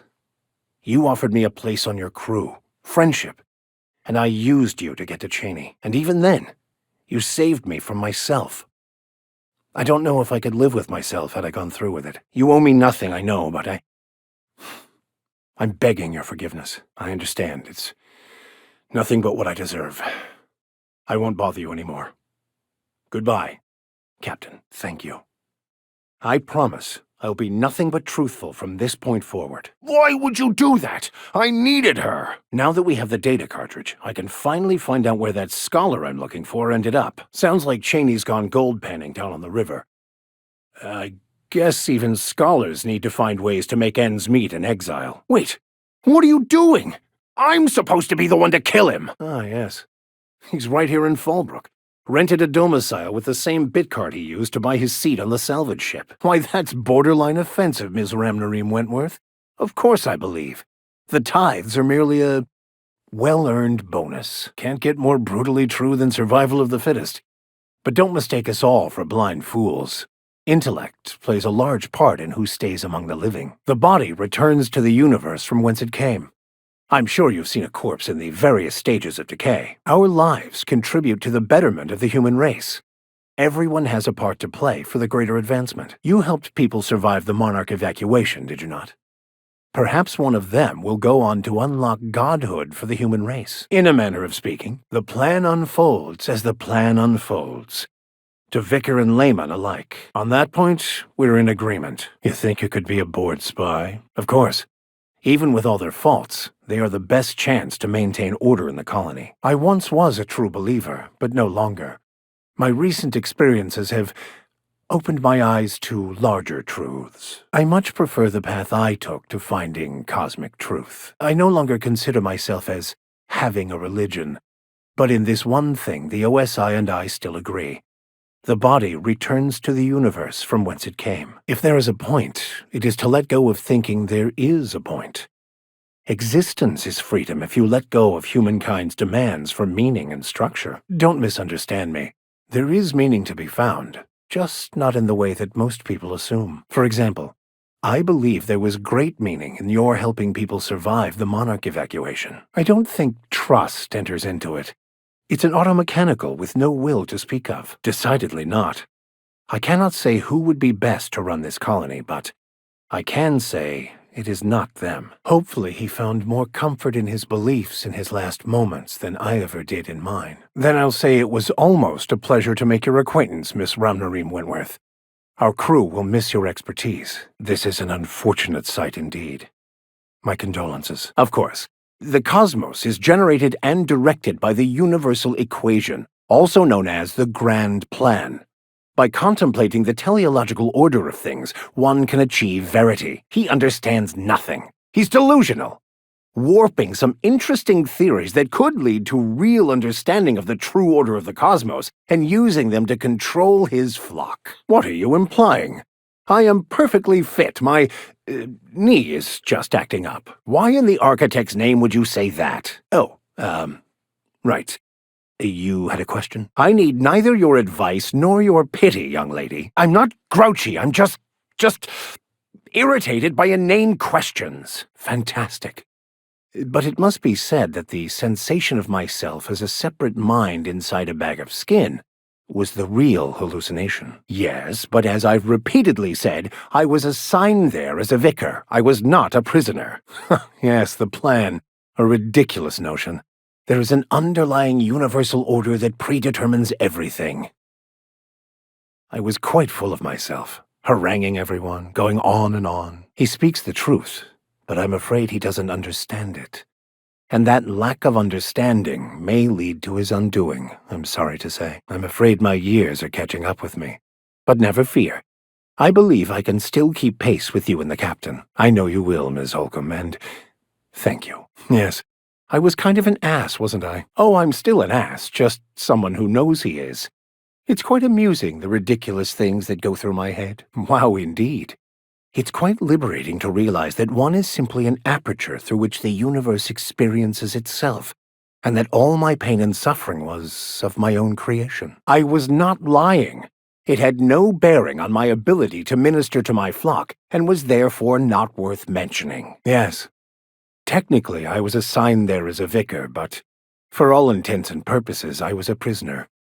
I hid the truth behind semantics and denial. I hope you can forgive my deception. But I didn't— Well said, Miss Holcomb. Well said. Whiskey's a fine choice.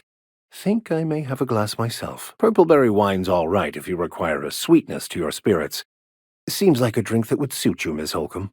Just mind how much you imbibe. Welcome to a favored pastime of the common masses, Miss Holcomb. I myself don't imagine you'll care for the flavor. I can't think of a single time you have taken something personal, Miss Holcomb. Truly, it is your hidden strength. I give counsel to plenty of folks I don't consider to be friends.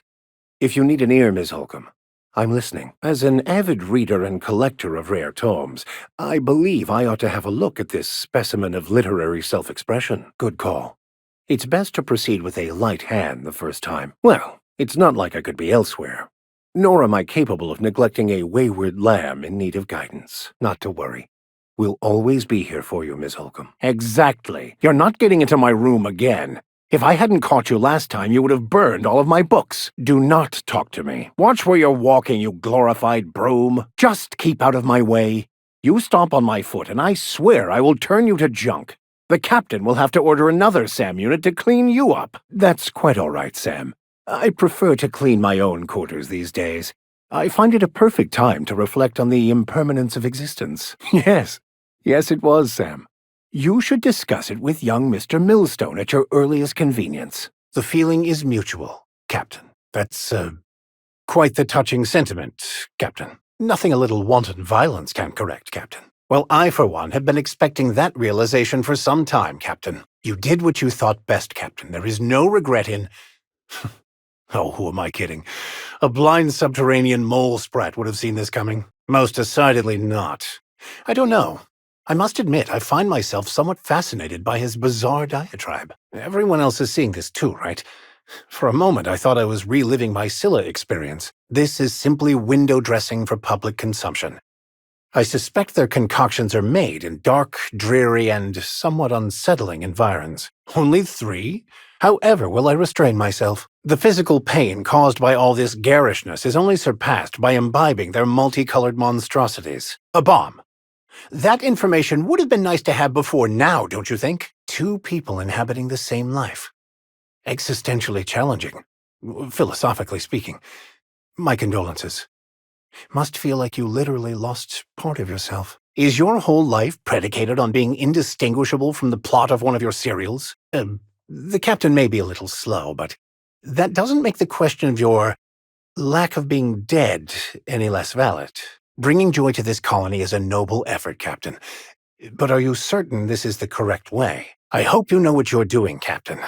Manipulating people's minds and personalities is serious business and shouldn't be taken lightly. A far better choice than Ludovico, though Miss Bellamy does seem a bit obsessed. But then again, some of us may have had a few issues with that ourselves. Better than siding with Ludovico.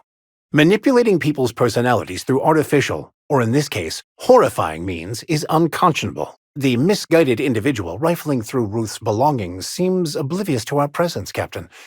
Perhaps you should have a word with him. Captain, there's someone in your room.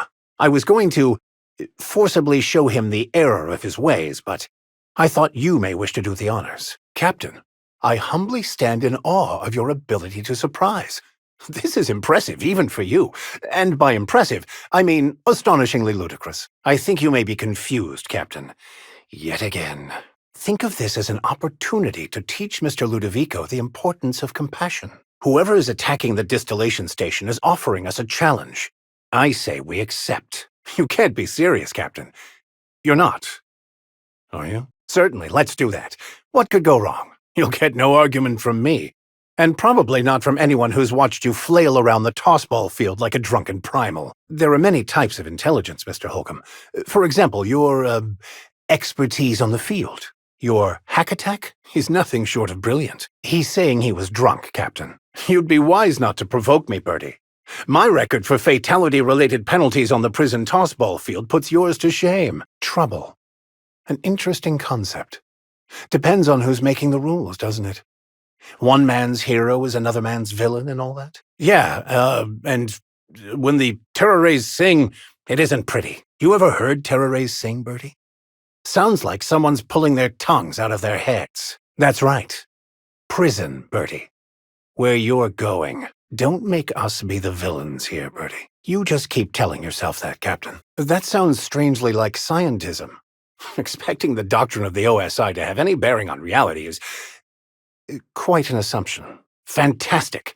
This sounds like it was built along the theoretical lines suggested by the Hassline interpretation? Or do you favor the non-dualistic rationalism of Steinmetz? Communing with nature in your own distinct way, I see. The orchards, Captain. She was in the Purpleberry orchards? The orchards, law damn it! She was in the Purpleberry orchards! Sometimes I question the choices that led me to sign on to your crew, Captain. Mr. Bertie Holcomb is indeed known to frequent places of leisure and hospitality, as rare as they are in Halcyon. Wait, Captain! Okay then. Who are we?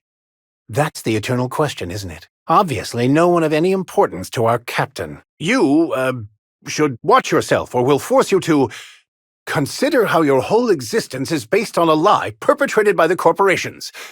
Or, shoot you?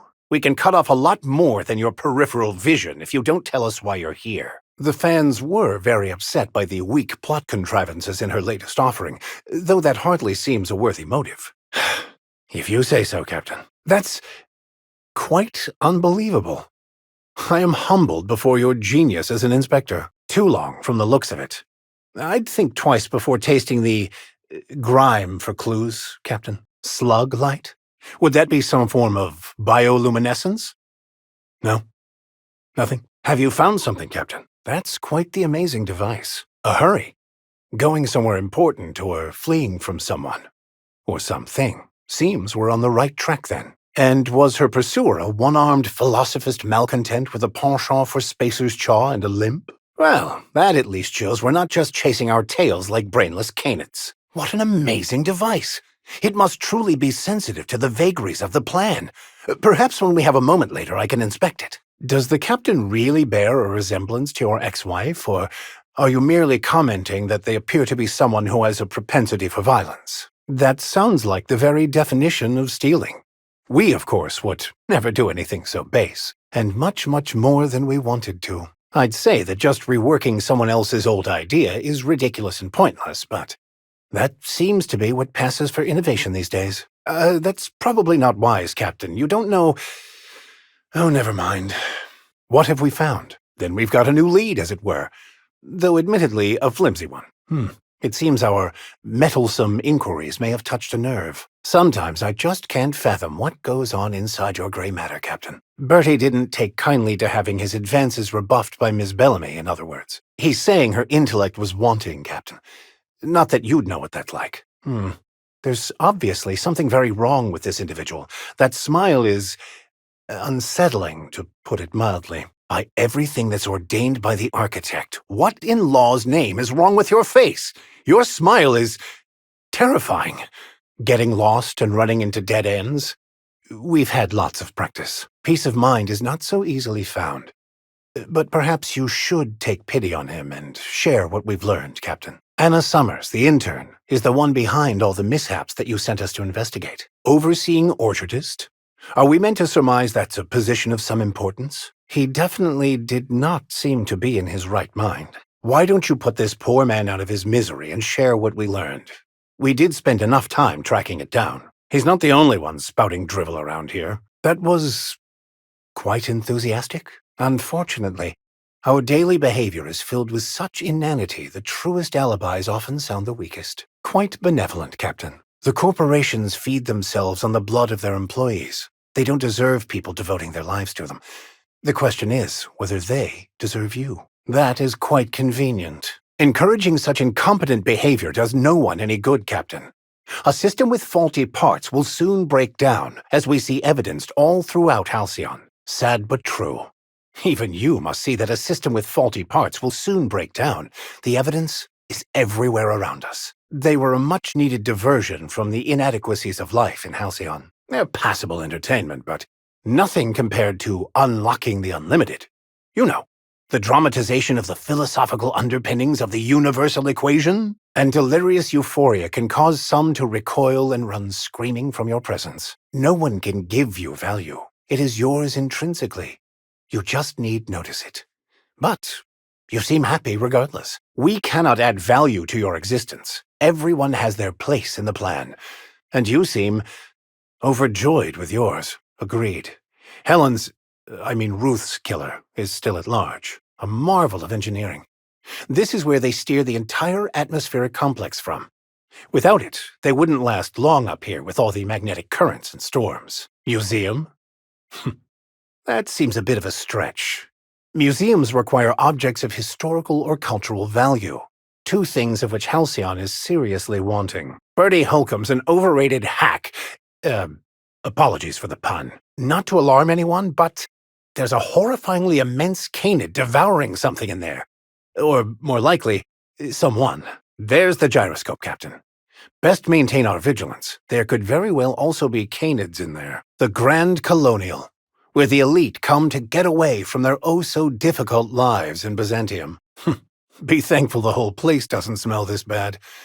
It's surprising this pool is the only thing in such a state around here, considering how the elite usually comport themselves. That's a hunting reserve over there, in the clouds above a gas giant. Makes about as much sense as any of this, I suppose. A sudden death knockout court? Surprised the Byzantines fancy this. We played it on a rudimentary court in prison, sudden death being more literal than euphemistic. Everything bad about Byzantium all in one place, with even less class somehow. Nature will out, regardless of man's feeble attempts at control. We'll need to find another way in, I suspect. First Helen, and now this. They need better help around here. Killing guests is bad business. As someone who's seen incarceration from the inside, I don't say this lightly. You should be jailed for crimes against humanity. Captain, up ahead. Be ready for trouble. I wonder if all these cargo containers are stored here for any legitimate reason. Or just to give Sublight more opportunities for larceny, housing people like cargo. Just another resource to be exploited. Well, since we're here, we might as well take something, right?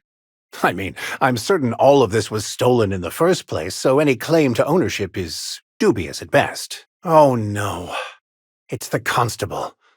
She was a good sort. She didn't deserve this. Must have gotten too close to the truth for the killer's liking. Well, these look cheery. Almost as spacious as our bunks on the ship. It's the constable. You know, I actually liked her. Can't say that about many people we've met around here. She must have gotten too close to the truth for the killer's liking. If they intend to keep the wilderness inside their reserve, they might want to invest in a gate that can close. Caliban the Heartless? That's not foreboding at all. Nice fake desert. I wonder if they filmed Free-Range Fixer here. Not that I've seen it. Using the promise of transcendence to lure profit-seekers. Shameful. This place stinks of philosophism. That's a lot of purple. A hedge maze. Perfect metaphor for Halcyon. Running around in circles, never getting anywhere, and dead ends everywhere you turn. The wasp ketos are being released. Am I the only one not surprised by this? Someone must think we're getting too close to the truth. At least that's over. Though I doubt it will be the last time someone tries to kill us around here. Like most things in life, the goal of our search is not where it was thought to be. Waspitos. Even their hives look menacing. What kind of insanity is waiting inside the lab for us, I wonder? We've not had the best of luck when exploring laboratories. A hedge maze.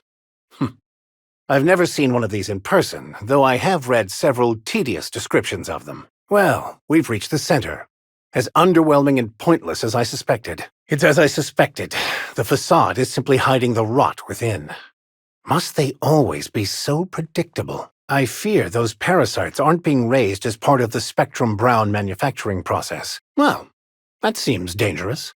After everything we've seen, I can't imagine what we're going to find in there. I've said it before, but a nice, beautiful facade often hides a deep darkness within. Or in this case, I suppose a horribly garish facade would be more accurate. I've never cared much for purple berry juice, but I can now say unequivocally that I'm repulsed by it. So much opulence, while most of Halcyon suffers. It seems death is just another form of entertainment around here. Searching for clues, are we, Captain? What in the... How... Never mind. I don't think I want to know. Let's assume they left all this around for us to peruse for evidence, as opposed to the more likely explanation. I see they didn't feel it necessary to actually prepare the room for us. Look at these fools, gawking at others' misfortune to bring a thrill into their mundane lives. When I joined your crew, I figured I was giving up any hope of ever staying in a place like this. Eridanos is a technological marvel, and they use it as a tourist destination to sell sweets and alcohol. The opulence of this place is stifling. Ruth's appeal baffles me. She plays the same role in every serial.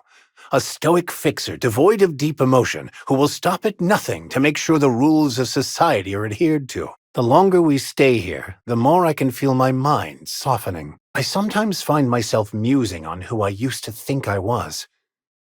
It seems ridiculous in hindsight, but without my obsession, I never would have reached this point. Serials are used by the board to control what the colonists think about reality. Quite a powerful thing. Most likely not, though Byzantines can be eccentric. Whoever it was, seems like they started our job for us. Quite frustrating. Reminds me of my seminary days, knowing all the needed information is contained in the variables at hand, but lacking the key to unlock their meaning. So this is where Slug houses all its completely legally obtained inventory, A very convenient way to catch them unawares. Slug certainly goes out of its way to make it seem like they're trying to hide their illicit activities. Quite the denial of reality. Essence of Sprat? Not the most obnoxious thing we've found. No, wait. I stand corrected. It is. Then it's a good thing we've not been tasked with tracking down the murderer of a famed serial star, isn't it? I myself have long felt that the Hammers were overrated.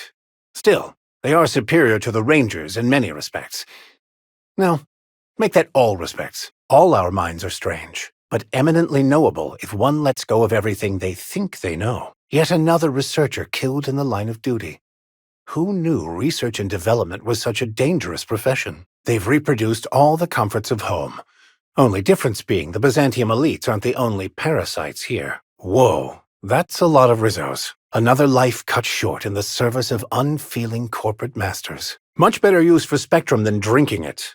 Ironically, almost as lethal. I'd like to think she died in the pursuit of scientific truth and not better flavoring, regardless of evidence to the contrary. Why do I get the distinct impression someone's trying to stop us? Did the device find anything? Besides the obvious, I mean. Well, whatever type of wounds they may or may not be, the fact remains that the number of victims will keep increasing until we catch our killer. As would I. Something is off about this whole situation. Didn't she say something about a publicity stunt? Is this whole thing some sort of setup? I suppose it's only fitting, with the queen of the serials being the victim. Clean up the mess? These are people's lives you're speaking of. Though it may be the more difficult route, I believe we should make every effort to save the lab techs. They are victims here. Oh, this is quite troubling. I can't imagine any scenario where this bodes well for the doctor. What in the name of the architect is going on here? Well, that will teach us to get our answers up front. I'm not usually one to recommend senseless killing, but it might be the easier and safer route here. Cleaning up the corporation's messes is a full-time job around here. And unfortunately, one that usually involves a not insignificant loss of workers' lives. I wasn't a fan of Ruth's, and I have more than a few issues with how inspectors are portrayed in serials, but I look forward to the opportunities this affords us to judge people. Is Inspector a higher rank than Captain? Just wondering whether congratulations are in order, Captain. Inspector? I'm a firm believer in the sanctity of life and the right of all creatures to exist. But I must say, I'm glad we killed that parasite queen. She was quite disgusting. I'm surprised you sided with Ludovico. Truthful misery is preferable to fake happiness. It's true that losing her sister drove Ruth to take some extreme measures, but I believe siding with her is the right thing to do. Bertie seems like an earnest fellow, if none too bright. I dare say I hope he doesn't turn out to be the culprit behind Ruth's murder. Cedric is quite the circumspect individual. Unfortunately for him, he's not as smart as he believes himself to be, and that may very well lead to his downfall. I had hoped to find something redeeming about the prophet of profitability, but my hopes were unfortunately in vain. Spencer is quite the unfortunate individual, isn't he? Perfect example of where an overinflated need for importance leads. I welcome our opportunity to discover who killed Miss Bellamy, but I fear the common serial theme of inspectors meting out justice is as flimsy as their unconvincing storylines. Well, that was quite a harrowing and deeply disturbing experience. Not to mention that whole Slug Queen thing at the end there. It wouldn't have been my initial choice to help Ludovico, but I'm beginning to see the wisdom in it. The fate of Ruth's sister is decidedly sad, but I still can't believe how much her life follows the outlines of a serial drama plot. Identical twin indeed. Whether he murdered Ruth or not, Bertie's primal-like ungainliness has nearly killed my enjoyment of tossball.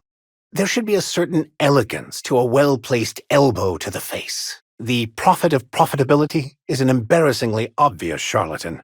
Fleecing Byzantines requires even less intelligence than I would have assumed, which doesn't seem possible. Spencer's quite the pathetic individual, isn't he? Overacts more in real life than his serials, which is quite the accomplishment. However, it is true that most of Halcyon has little hope of escaping their self-inflicted psychological prison, so who's to say what the right choice is? Well, this is quite the unexpected turn of events. Well, this changes the equation somewhat. Somehow, I don't find myself reassured. Saved? That's a bit presumptuous, isn't it? And you find this an effective place from which to captain this vessel. The likelihood of that is quite low. I was going to ask how you were finding the milk, but the look on your face speaks volumes. I've never understood humanity's fascination with projecting emotions and personalities onto unthinking objects. After all this time in Halcyon, you still have to ask. Death removes that which we worked so hard to create in life, a shell to protect us from pain. But it is this shell, this self, that is the cause of all our suffering. He is now free. The spark of life is fled. The mortal form is naught but the basic elements of which it is comprised, to be molded once again as the great plan dictates. Even the proverbial unwashed masses would turn their noses up at this place. Or cut them off. Fantastic, we've got them. Now we can move on to cleaner pastures. Can you imagine being frozen for 10 years, sailing through space in a room such as this? Smells like grease and unwashed bodies. Just as I remembered. Try not to be distracted by the glare of the adverts. Lots of unsavory types about. Well, well, well. What fine treasures might await us in here? Nothing to be afraid of here, Miss Holcomb. You're with us. Now, I don't say this lightly, but that is a work of sheer universal beauty. That's quite the impressive list of infractions. Thought there'd be more machinery. Must be housed on a sub-level. My thoughts exactly. If it's between the unreliable and the rest and go, I believe I'll sleep on the ship. Watch out, there's some puddles of...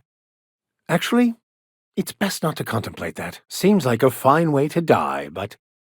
All right, let's check it out. Now, this should prove interesting, to say the least. Sublight salvage. Their front looks surprisingly on the up and up. You'd think the board and its agents would be more content, sitting at the top of the system's food chain as they are. Ah, the board. Organized, efficient, competent. Well, mostly. Let us take heed that we are not caught bending the law. I am not keen on another long-term penitentiary assignment. Sometimes sacrifices must be made to stay aligned with the plan. Unfortunate, but necessary. Grand architect, that reeks. If I pass out, don't let me hit the floor. I might stick. We'll have to agree to disagree. You're sure this is perfectly safe? I'd rather not die early of an infectious disease myself. Monarch is a wretched hive of terrorism and anarchy. We'd best top off our ammo stock before we leave. I never thought I would see the gates of Byzantium. Never mind what lies beyond. Should have thought to ask if there were air holes before we climbed in. Just act like we belong. What's with the big hole in the wall? Well, that was some quite distressing information. Lifetime employment program. The only thing that irks me more than incompetence is trying to cover it up with a load of manure. This stinks of both. Lifetime employment program. Not much upsets my calm. This has decidedly upset my calm. This finery is not meant for one of my humble post. Fortunately, I would serve another stint in prison before I chose to retire here. Is it not a marvel the things humans can bring to life? All for the sake of destruction. Do not encourage him. Do not encourage her. You're considering it, aren't you? Survival of the fittest can be at times gruesome. Or some might say entertaining to watch. This is where those who fancy themselves the best and brightest of our society live. Trespassing here is a true honor. Some would say this is as close to godhood we can achieve until we unlock the final secrets of the plan. Me? I'm not so sure. It really does gleam like spit-shined gold. How can anyone look upon this and not see that humanity is the supreme progeny of the universe? Impressive place Dr. Chartrand has. After Cascadia in 1084, I was expecting this. Chartrand has a thing for sticking lab coats in tubes, doesn't she? The Cornelius Vanderbilt never made it to Earth. Or did they make it but fail to return? Is that a ship out there? Looks fairly well banged up. Never had much of a sweet tooth myself. Indulgences like Rizzo's were frowned upon in my household. This town must have looked mighty grand when it was built. Let's go. Living is overrated anyway. Now this is a wild wasteland. Danger and adventure surely await us. As bystanders, does this make us complicit? Just wonderful. Someone's destroyed the damned bridge. Keep your guard up. Whoever got to them may still be nearby. Looks like they were ambushed. Damned philosophists. I think that went about as well as it could. When you've got a moment, I'd like to talk to you about something. I'm not out of breath. I just need a minute to clear the stitch in my side. How many years do you think it took nature to shape the rock into a set of horns like that? It's not murder if you're killing a mercenary. Right? This certainly looks inviting. Oh, no. No. No. Watch your footing. Can't afford any sprained ankles out here. It did not look this steep from a distance. We survived! There's nothing that can kill us in this architect-forsaken land. If you don't need me, I'll be at the bar seeing to a bet. Keep your wits about you. This is sublight territory. Efficient, clever, ruthless. I like her. Remind me never to get on Ms. Malin's bad side. Nothing like witnessing one of nature's wonders to make you marvel at the workings of the universe. It isn't a hard day's work on Monarch unless you come away splattered with blood and guts. This should be fun.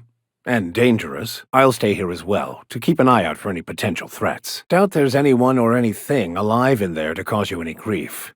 Seems like I'd be more effective out here, watching for threats. I never had any doubt we'd prevail. Fight like that still gets the blood pumping, though. Looks like a marauder's den. Good thing we came along, and decided to help. There's nothing to solve your disagreement like a fight to the death. There will be blood. It's sad to see an OSI church in such a state. The trick is not to breathe through your nose. Hold on to your hats, children. This ride is about to get ugly. I believe this place has seen better days. I wonder what secrets these ruins contain. If I fall in, you'll pull me out, right? I'm just saying, if we did need to dispose of a body, this would be a good spot for it. Agreed. Natural selection is a harsh mistress. It is unnatural. An affront to the grand plan. I thought I'd seen the worst of humanity before. Yes, these people deserved much, much worse. Dust to dust. Or in this case, bloody bones to bloody bones. Fantastic. The inmates have taken over the asylum. It seems the undeserving do win on occasion. I'm sure the system will rebalance itself in time. MSI will bring order to Monarch. Given enough time. Quite an impressive display. That was the might of humanity. As long as humanity insists on believing the lies they tell themselves, they will continue to inflict needless pain and suffering on one another. Well, MSI is in charge here now, for better or worse. May they be up to the task. Well, the iconoclasts are in charge here now, for better or worse. May they be up to the task. We're in agreement that this Braxton is probably dead, right? What a gruesome way to die. This is Rizzo's lab, all right. Place has more dust than sweetener now. There we go. As perfectly aligned as the plan itself. Watch out. Someone's booby-trapped the place. Well, there are worse ways to go than suffocation. It may be hard for us to understand, but this was indeed a noble act. Survival of the fittest indeed. There we go. Not dead yet. Always a good sign. This is like a bad dream I once had. Entering the labyrinth's the easy part. Making it back out.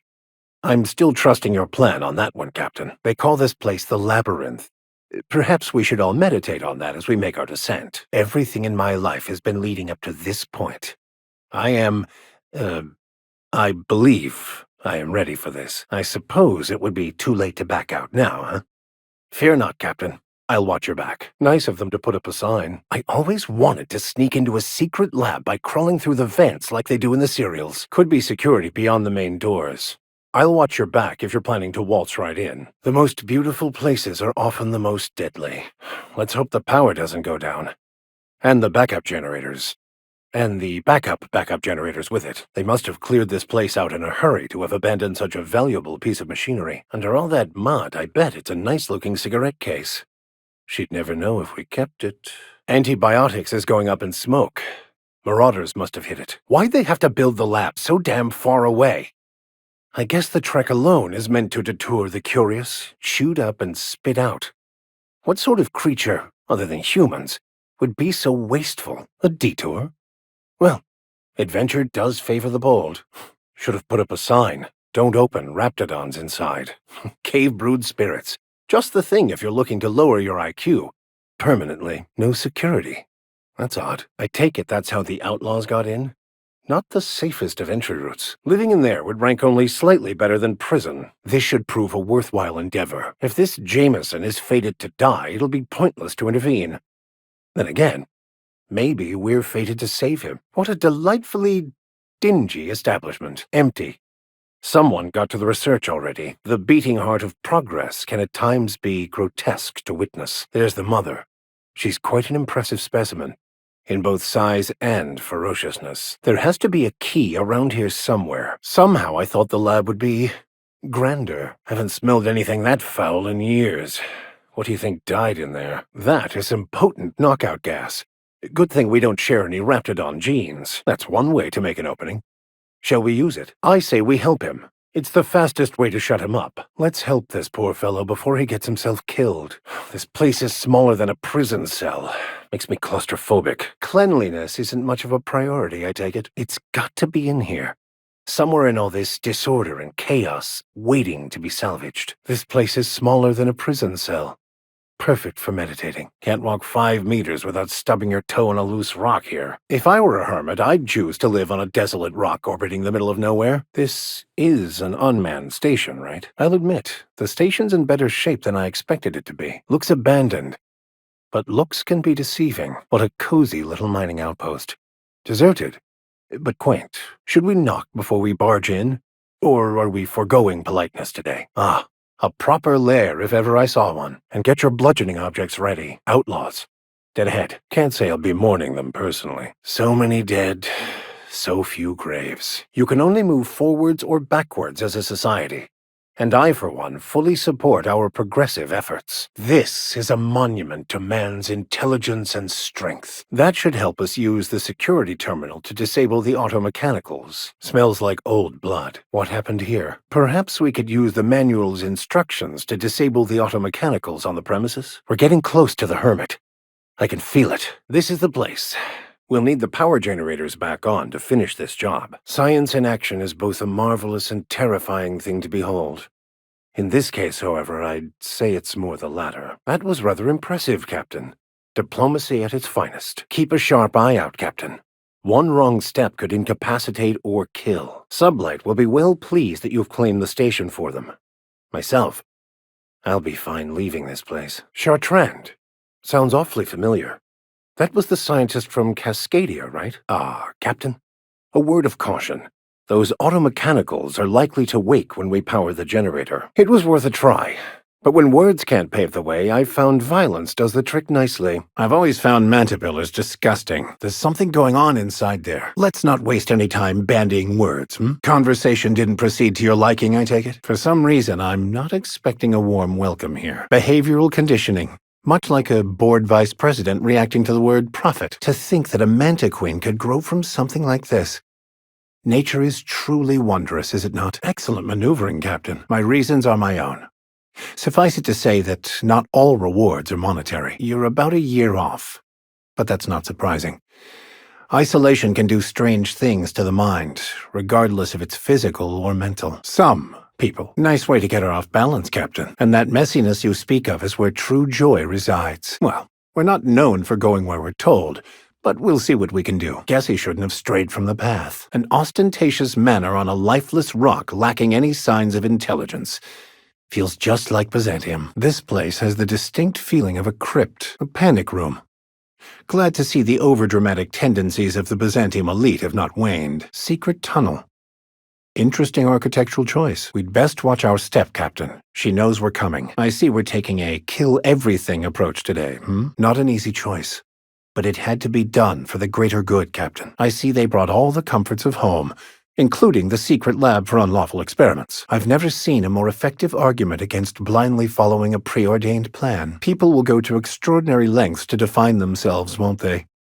This is just a facade to hide behind. Don't worry about us. We're well versed in helping ourselves to anything that's not nailed down. Glad to hear that your gratitude hasn't softened you. You'll be right at home in Byzantium. Sounds perfect for solitary contemplation. Maybe he should have focused more on his work than acting like he was auditioning for a serial. No offense, but judging by your previous employee, I'd say your standards are highly suspect. Even so, one must be careful of obsession. It can lead to places you don't care to find yourself. Perhaps then you can put your mother's ghost to rest. You'd think that, wouldn't you? Journals can have a way of eluding those searching for them, and that's not something that will sit lightly on your conscience. I'm certain reality will bend to your wishes if you simply believe hard enough. If you fix it, there's always the possibility you'll make it worse. Yet you believe acting like her will prove that you're better than she was. It's not too late to work together. Jérôme? Is that French? That sounded like French. Do you, happen to know French? I've found that it can calm one's tendency towards obsessive rumination. The more lost we feel, the more we put on a show for others. I don't believe you thought this through. Or much else, for that matter. Your harsh exterior belies true pain within. Might I suggest adopting a modicum of gratitude? It's all that's really worth doing in this life. Scientific progress requires some sacrifices. It is agnostic on the topic of human suffering. Holding on to your pain helps no one. Least of all yourself. It's not too late to let it go. Well, that fellow certainly seemed trustworthy. This sounds even more questionable than most of our endeavors. But what's life for if not to go where the plan takes us? That's never stopped us before. I, for one, was hoping to do the exact opposite of that. That's not... Captain, just when I think I've heard the depths of insight you're capable of, you find a way to surprise me. This sounds even more questionable than most of our endeavors. But what's life for if not to rush headlong into uncertainty? One simply must appreciate such an effective deterrent. I must say that there's been nary a dull moment since signing on with this crew. It seems people who've never known struggle will use any means necessary to evoke the thrill of uncertainty, no matter how banal. I don't know how I feel about domesticating canids. The purpose of a predator is to hunt and contribute to the mechanism of natural selection. Well done, Captain. You and this canid have established rapport. If I didn't know any better, I'd say that canid likes you more than its owner. If there's one thing I've learned traveling with you, it's that theft is but a state of mind. It's quite tacky, isn't it? Just like their empty lives. Forgive me, Mr. Mosley, if I seem awestruck. I've not heard so many profoundly incorrect statements uttered in a single breath since I myself spouted them. The truth is a little more nuanced, but let's just say you're mostly right. I appreciate your sense of irony, Captain.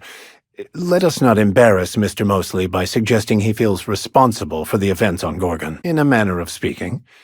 Have you ever considered a career in the clergy, Mr. Mosley? You'd be free to contemplate as many numbers as you like. Another science lab, another dead body. How refreshing. I am certain we are not all about to die horribly. Relatively. Try not to think about the structural integrity of this place. Perhaps I shouldn't have mentioned anything. Well, that's quite the impressive sight. I've got a hypothetical question for you, Dr. Lowe. If you were to, say, encourage someone to consume drugs, and then that someone later overdosed, would you be a murderer? Do you think in that case, a captain who accelerated a drug habit would be a murderer? May I suggest caution? Hallucinations can be quite tricky to navigate. I knew you would, Captain. Risking one's mental health for the advancement of science is usually commendable, but you may be pushing it too far. That may very well be. But the captain can be a little incomprehensible even when you're stone-cold sober. I'm not sure that's such a good idea, Captain. It's difficult to interrogate the dead. Grief is painful, but not facing it is more painful in the long run. Believe me, I know. You should be careful. Abusing chemicals can adversely affect your mind. Is this really the time or place for this, Captain? Bless you. Must you, Captain? Did she say tossball team?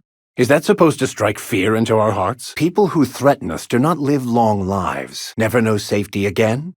And why should the future be any different from the past? Our captain, always ready with a joke. Obviously, Jasper's insights were unique, but no less valuable for it. I'm usually averse to overt sentimentality, but I do believe she's genuinely reaching out to you. Direct and to the point, Captain. Good work, Captain. Sound logic is always the best bet when dealing with those of a scientific bent. You saved the day again, Captain. And by that I mean scuttled everything on the jagged rocks of your legendary work ethic. It shows true initiative. She saw a problem and didn't let up until it was solved. Yes, it is, isn't it? She's definitely unsuited to any artistic vocation. Yes, it's never too early for the harsh light of a critical review, and all it took was a lifetime of disappointment and misery. The state of the colony is ample evidence of that. I was in the penitentiary back then. I'd like to say I noticed a great change in the colony afterwards, but I believe that slide was merely exacerbated, not caused by the drug. I may agree with you. What I've seen fills me with despair. Ignorance is everywhere. Present company accepted, of course. Wells might be a bit on the eccentric side, but he's intent on saving people and righting old wrongs. Guns in boardrooms would definitely liven up the proceedings. But I'd say the most efficient route would be to choke them with their own bureaucracy. There's no love lost between me and the board, but what's the alternative? Anarchy and the chaos of philosophism? Where should I start? Mismanagement? Sloth? Ignorance? Cysty-pig-headedness? How about the loss of a perfect opportunity to create a colony driven by science and the plan? You know, if this were a serial, this would be the part where we are betrayed. Thanks are always welcome. Remuneration, more so. They are more alike than either would like to admit. It shows she still cares. But she is still hurt, so she's expressing it the only way she can. I see people having their life drained out of them by an oppressive system, desperately in need of the truth. They're on no one's side. Not even each other's. I once would have agreed that Halcyon is too far gone. But as long as there's life left in us, there's a chance. I don't know. There's a youthful energy that comes only from the innocent, uncritical mind of a child. There's honesty and there's insensitivity. It's just what we do. But we appreciate the acknowledgement nonetheless. This whole colony is a result of those two things. But marauders? Spacer's Choice really outdid themselves, didn't they? Isn't there always? Though I do admit, this is quite a lot to process. At least not until they're gnawing on our faces. I thought it was just through dehumanizing workers and crushing their spirits, but it seems like that wasn't quick enough for Spacer's Choice. Somehow, this is a more intelligent conversation than most of what passes for discourse in Edgewater. I can almost believe that they've made some sort of deep connection that bypasses reason completely. This place smells of misery and despair. Reminds me of Edgewater. Very diplomatic, Captain. Though fighting would be preferable to another conversation such as that. Surprisingly, this place exhibits an aesthetically pleasing use of space. If I'm not mistaken, and I can't believe I'm about to say this, that eye might be the key Lucky mentioned. What strangeness have we involved ourselves in here? A true den of iniquity. How refreshing. Minnie thinks her family has a bad name now. It's nothing compared to how it will be if she compounds on her mother's failures. I hope this Lucian fellow knows what he's doing. This colony might not survive another failed product launch of this magnitude. Sadly, that's just business as usual in Halcyon. Just think of the damage their worst and dimmest could do. Yes, but it should have been obvious to anyone paying attention that this is where it would end up. This whole project wrought mental destruction on everyone involved, including themselves. All brought to you by Spacer's Choice's best and brightest. The only thing they seem to be able to get right is sowing insanity and destroying people's lives. Nor did they care when it did. This would break anyone who had anything even resembling a conscience. I dare say it seems like the inmates were running the asylum here. Certainly not Spacer's Choice. Their intent is irrelevant. Scientific advancement cannot be stopped, nor is it for the squeamish. You know, you'd be much more relaxed if you released your attachment to the past. More threats from the Aether. How pleasant. Must be our shadowy nemesis from the OCI. I'd like to believe that nothing this place throws at us could be worse than what we've already faced, but I'm not so sure. They knew. They knew Adrena Time did this, yet still released it. All to serve their inexhaustible greed, and for the basest of reasons. I keep hoping to see some shred of decency, but I'm afraid there's very little to be found. To prove they value human life the least of all the corporations? I couldn't agree more. Every room in this place is an affront to all that is decent. I fear that I will become numb to these incessant horrors. You are the master of understatement, Captain. I hope this journal holds what many suspect it does. But I'm starting to have doubts that it will exonerate her mother. The contents of that journal could ultimately unleash something even worse than we've seen. Are we sure we want to deliver it to this Lucian fellow? Then we're in agreement, though I wish I could say that it did. It was definitely a mistake.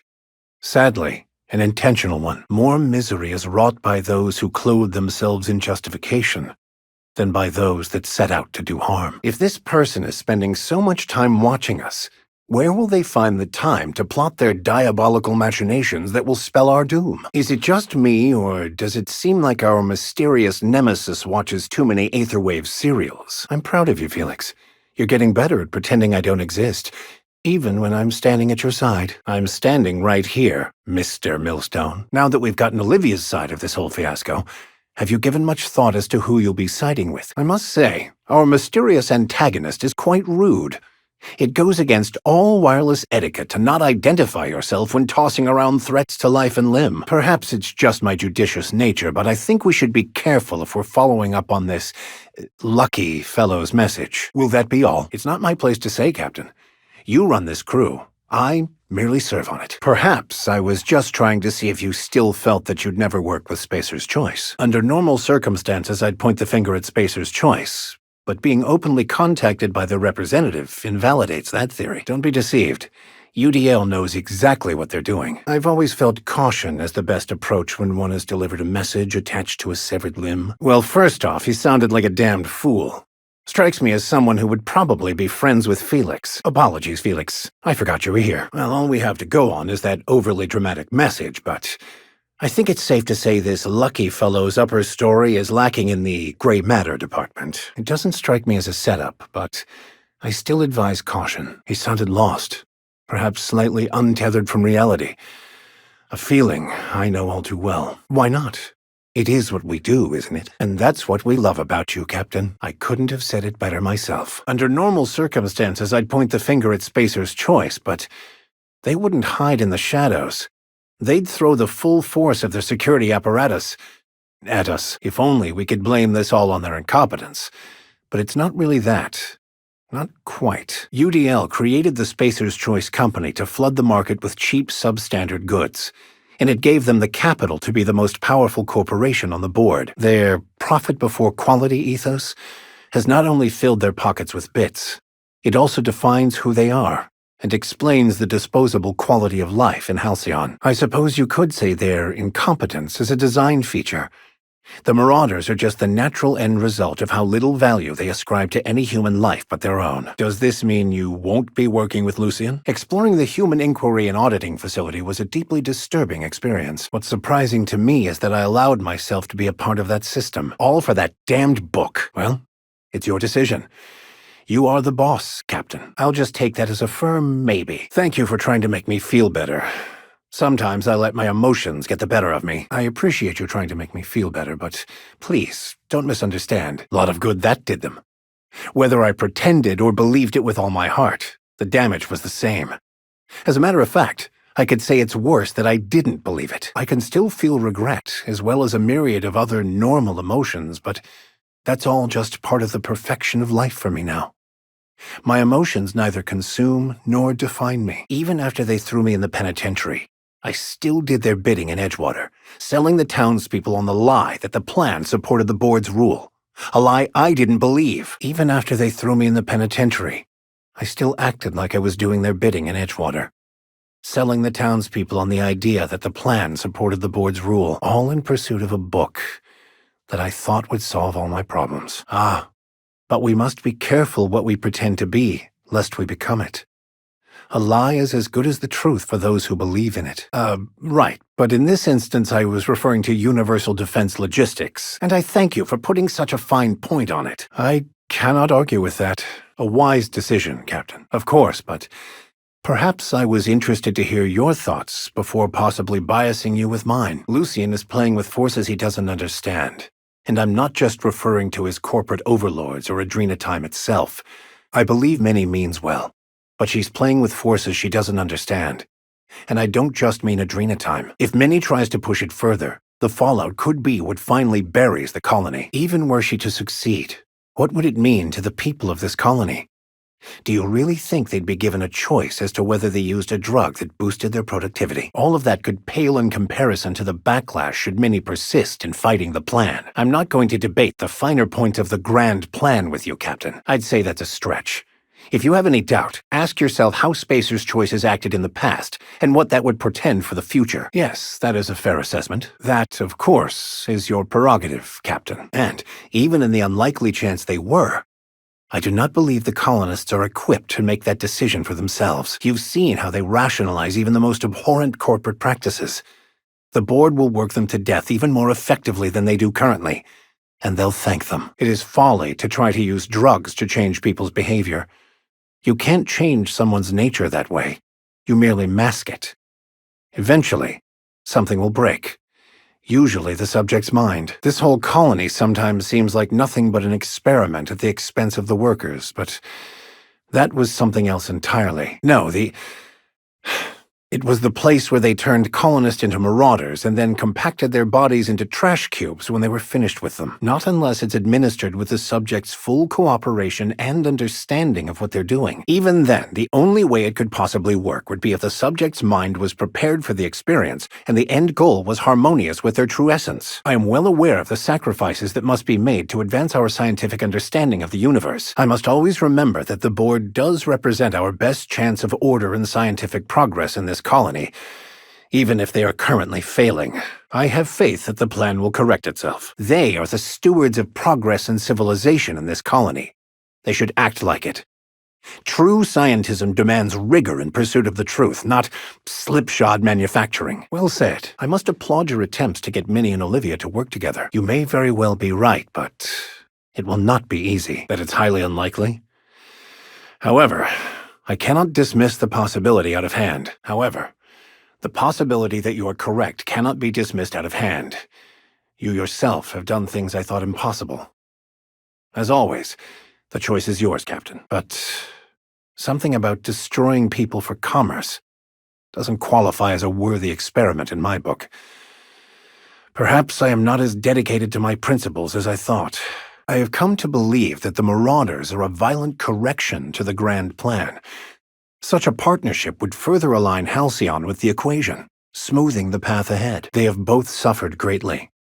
A reconciliation could go a long way toward healing their relationship and, perhaps, even some of the damage done to Halcyon in the name of progress. I would have to suggest you consider helping Olivia, for, as I said, I believe the Marauders are a symptom of the plan correcting itself. I've come to believe that the Marauders were a correction in the plan.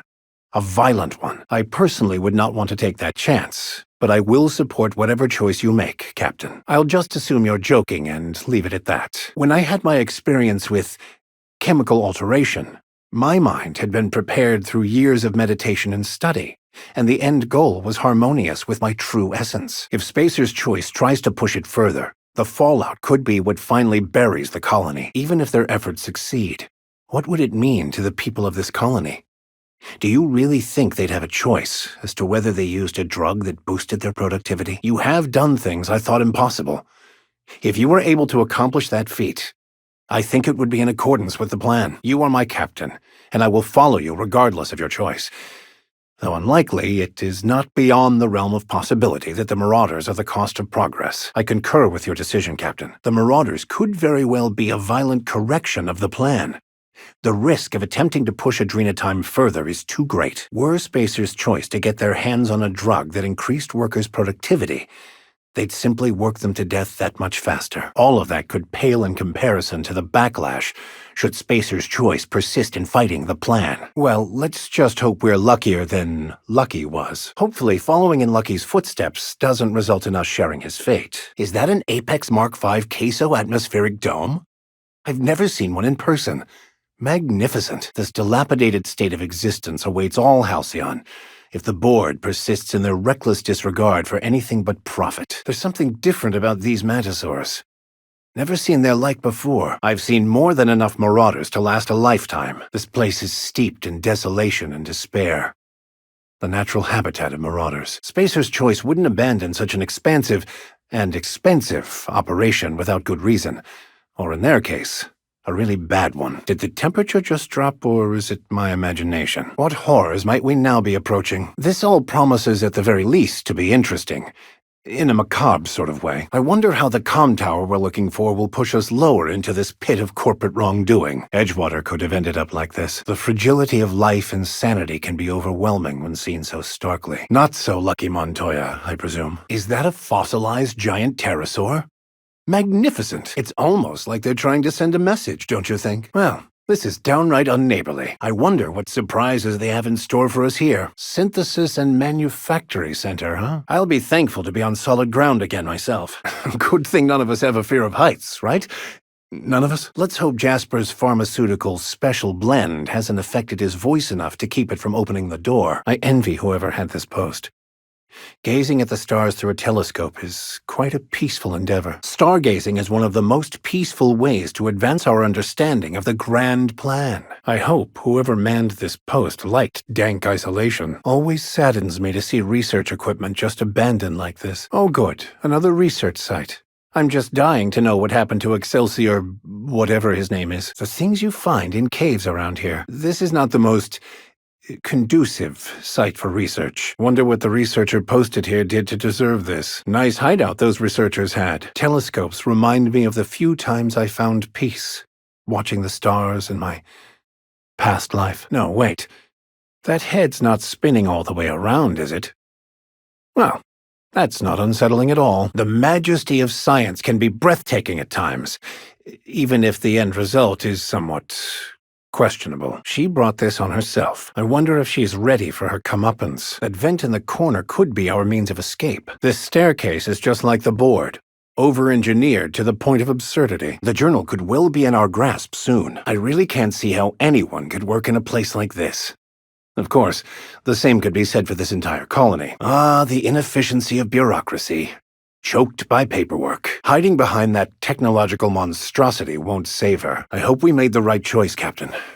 For everyone's sake. To think, I would once have been impressed by this monstrosity. If we've learned anything in our travels, it's that the fancier the facade, the darker the underbelly. Spacer's Choice is unreasonably proud of their low-quality fare, aren't they? They gave their lives for the corporation. I'm sure their corporate masters were appreciative of their sacrifices. This looks exceedingly painful. I wonder what corporate drivel they shoveled in here. Perhaps they should spend more time improving their products and less pampering themselves like this. Let's just hope we don't end up like that ironically named freelancer, Lucky. I must admit, my curiosity is piqued, against my better judgment. How unfortunate. All this wanton death and destruction clashes with their well-appointed decor. Primals, too? They wanted to make sure they made all the bad decisions, didn't they? Careful. Seems like they had a surplus of traps they decided to get rid of all in one place. Not very sanitary anymore, if it ever was. I wonder if this is where Lowe was when his mind was pushed to its breaking point. Always a brilliant idea to use primals as test subjects. Nothing ever goes wrong. I'm looking forward to a breath of fresh air after the stench of this place. I fear the stench is but a meager taste of what's to come. Perhaps taste was the wrong word to use. Whatever disgusting thing this is does not bode well. This whole place reminds me too much of my own incarceration, to be honest. Volunteers? Must be somewhat like how I volunteered to serve at the penitentiary. This appears to be where they observed their unfortunate charges and levied judgment on their own lack of humanity. What do you suppose the purpose of all this was? This can't be good. Each discovery is worse than the last. Human depravity knows no bounds, does it? I'll be glad to have seen the end of this place, though it will be some time before my mind will be free of it. You couldn't be more right. You don't need him for that. You're an expert. You don't need her for that. You're an expert. Hello, Max. Not really. I'm who you think you are. I am disciplined, controlled. I have no doubts. And I don't exist. Yet you have judged yourself against me your whole life. Why? Why do you berate yourself for not being me? You asked for this. Why are you fighting it? The same reason you always do. Fear of the unknown. Not having control. He's not looking for the truth. He's looking for a new way to organize reality in his head. How? By removing the need to make any decision? To have your life completely controlled? The illusion of certainty? You'll never live up to your unrealistic expectations of yourself if you can't even be patient enough to finish a conversation properly. You'll never live up to your unrealistic expectations of yourself if you keep giving in to your violent nature. A new story of the happy you, the contented you, me. But that's not what you're doing, is it? You're desperately trying to find a story to organize reality in your head. A story to control everything. I like the way you think. That's right. You think he could kill me when he wants so desperately to be me. Your obsession allowed you to avoid the real question. Who are you? Ironically, your lack of introspection means you're actually closer to the truth than your friend Max is. The concept of Max is what's not real. Your individual self is what's not real. It is simply a concept. Good. That's the first step towards true knowledge. Could I have a word with you, Captain? No! Can we talk? Can we talk? Can we talk? This is bad! This is bad! Trash cans out of commission! Trash cans out of commission! There's something weighing on my mind. Sam's down! Sam's down! Damn it, Felix! Damn it, Felix! Our hunter's down! Our hunter's down! Captain, Nyoka's down! Captain, Nyoka's down! Ellie's out cold! Ellie's out cold! Ellie's down! Ellie's down! Miss Holcomb? Damn! Miss Holcomb! Damn! Parvati's down! Parvati's down! Ellie's hurt! Ellie's hurt! Could I have a word with you, Captain? Dr. Fenhill! Dr. Fenhill! Your mechanical's down! Your mechanical's down! Sam's out! Sam's out! Someone cover Miss Holcomb! Someone cover Miss Holcomb! Parvati's hurt! Parvati's hurt! Felix is down! Felix is down! Reckless Mr. Millstone! Reckless Mr. Millstone! Felix needs our help! Felix needs our help! Captain! Nyoka needs help! Captain, Nyoka needs help! Nyoka needs help! Nyoka needs help! Oh no, Ellie! Oh no, Ellie!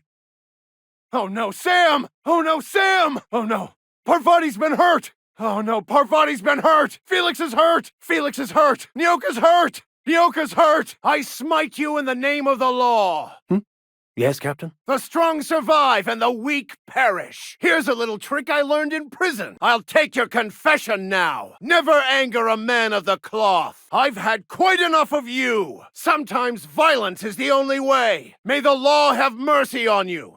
I won't. May you find peace in death. Your life was merely an illusion anyway. Attacking! Attacking! Attacking! I'm on it! I'm on it! I'm on it! Attacking! Attacking! I'm on it! I'm on it! Attacking! Attacking! I'm on it! I'm on it! Leave them to me! Leave them to me! I'll take care of them! I'll take care of them! I'll take care of them! Leave them to me! Leave them to me! I'll take care of them! I'll take care of them! I'll take care of them! I'll take care of them. I'll take care of them. Leave them to me! Leave them to me! Leave them to me! I'll take care of them! I'll take care of them! I'll take care of them! Watch and learn. Watch and learn. Watch and learn. Watch and learn. Watch and learn. Watch and learn! Watch and learn! Watch and learn! I'll teach this one a lesson! I'll teach this one a lesson! I'll teach this one a lesson! I'll deal with them! I'll deal with them! I'll deal with them! Let me handle them! Let me handle them! Let me handle them! I've got this! I've got this! I've got this! I'll teach this one a lesson. I'll teach this one a lesson. I'll teach this one a lesson. I'll deal with them. I'll deal with them. I'll deal with them. Let me handle them. Let me handle them. Let me handle them. I've got this. I've got this. I've got this. I'll teach this one a lesson. I'll teach this one a lesson. I'll deal with them. I'll deal with them. I'll teach this one a lesson. Let me handle them. Let me handle them. I'll deal with them. I've got this! I've got this! Let me handle them. Sure, sure. I'm going. I'm going. Sure. Sure. I'm going. I'm going. Sure, sure. I'm going. I'm going. All right, I'm on my way. All right, I'm on my way. Yes, I'll step lively. Yes, I'll step lively. All right, I'm on my way. Yes, I'll step lively. All right, I'm on my way. Yes, I'll step lively. Yes, I'll step lively. Yes, I'll step lively. All right, I'm on my way. Yes, I'll step lively. I'll make my way there. Understood, on my way. I'm going. Making my way there. I'll make my way there. I'll make my way there. I'll make my way there. Understood. On my way. Understood. On my way. Understood. On my way. I'm going. I'm going. I'm going. Making my way there. Making my way there. Making my way there. I'll make my way there. I'll make my way there. Understood. On my way. Understood. On my way. All right. I'm going. All right. I'm going. I'm going. I'm going. Making my way there. I'm going. Can't do that. I can't do that. Sorry, can't do that. Sorry, can't do that. Sorry, I can't. Sorry, I can't. That's not possible. That's not possible. Can't do that. Can't do that. Sorry, can't do that. Sorry, can't do that. Sorry, I can't. Sorry, I can't. That's not possible. That's not possible. Can't do that. Can't do that. Sorry, can't do that. Sorry, can't do that. Sorry, I can't. Sorry, I can't. That's not possible. That's not possible. That appears to be impossible. That appears to be impossible. I'm not able to do that. I'm not able to do that. I can't do that, Captain. I can't do that, Captain. That appears to be impossible. I can't do that, Captain. That appears to be impossible. I'm not able to do that. I'm not able to do that. I'm not able to do that. I can't do that, Captain. I can't do that, Captain. I can't do that, Captain. That appears to be impossible. That appears to be impossible. I'm not able to do that. I'm not able to do that. I can't do that, Captain. I can't do that, Captain. Apologies, Captain. But I can't! Apologies, Captain. But I can't. Apologies, Captain. But I can't. Apologies, Captain.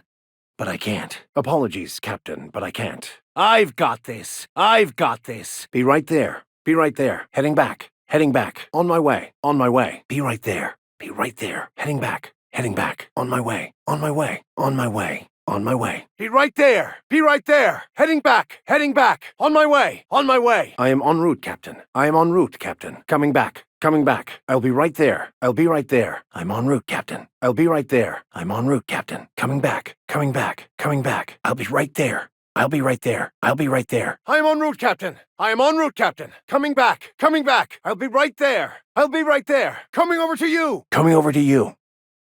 Coming over to you. Careful, you're wounded. Coming over to you. Making my way there. God!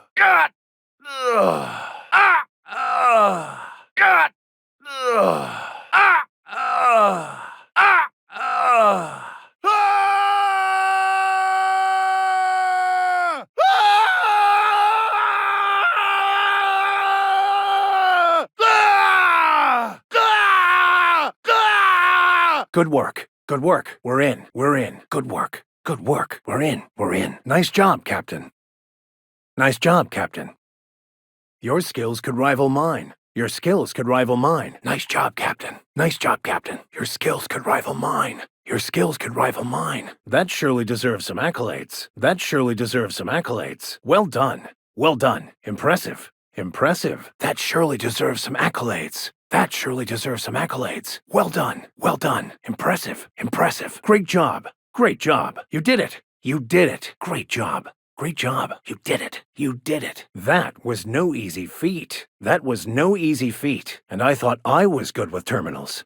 And I thought I was good with terminals. That was no easy feat. That was no easy feat. And I thought I was good with terminals. And I thought I was good with terminals. Fine work. Fine work. You do make it look easy. You do make it look easy. All according to the plan. All according to the plan. Fine work. Fine work. You do make it look easy. You do make it look easy. All according to the plan. All according to the plan.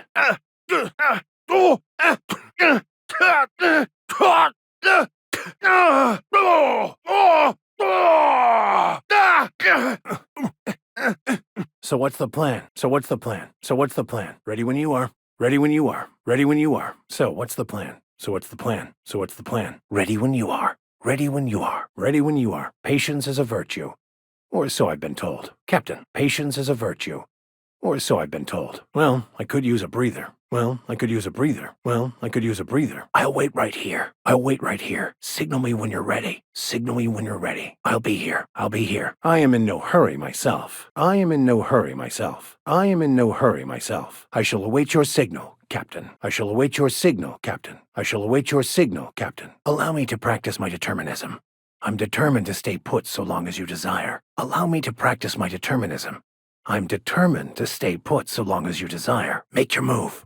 I'll follow. Make your move. I'll follow. Life is but a collection of idle moments. Life is but a collection of idle moments. Life is but a collection of idle moments. Life is but a collection of idle moments. He who has time to waste is wealthy indeed. He who has time to waste is wealthy indeed. He who has time to waste is wealthy indeed. There's no need to hurry. There's no need to hurry. What are you doing? Nice. Nice. Easy. Easy. Nice. Nice. Easy. Easy. Good. We're in. Good. We're in. You'll have to show me how to do that. You'll have to show me how to do that. Good. We're in. Good. We're in. Good. We're in. You'll have to show me how to do that. You'll have to show me how to do that. You'll have to show me how to do that. Handled beautifully. Handled beautifully. Well done. Well done. Handled beautifully. Handled beautifully. Well done. Well done. Great work. Great work. Nicely done. Nicely done. Great work. Great work. Nicely done. Nicely done. You're a deft hand with a mag pick. You're a deft hand with a mag pick. You'll have to show me how to do that. You'll have to show me how to do that. Impressive as always. Impressive as always. You're a deft hand with a mag pick. You're a deft hand with a mag pick. You're a deft hand with a mag pick. Impressive as always. Impressive as always.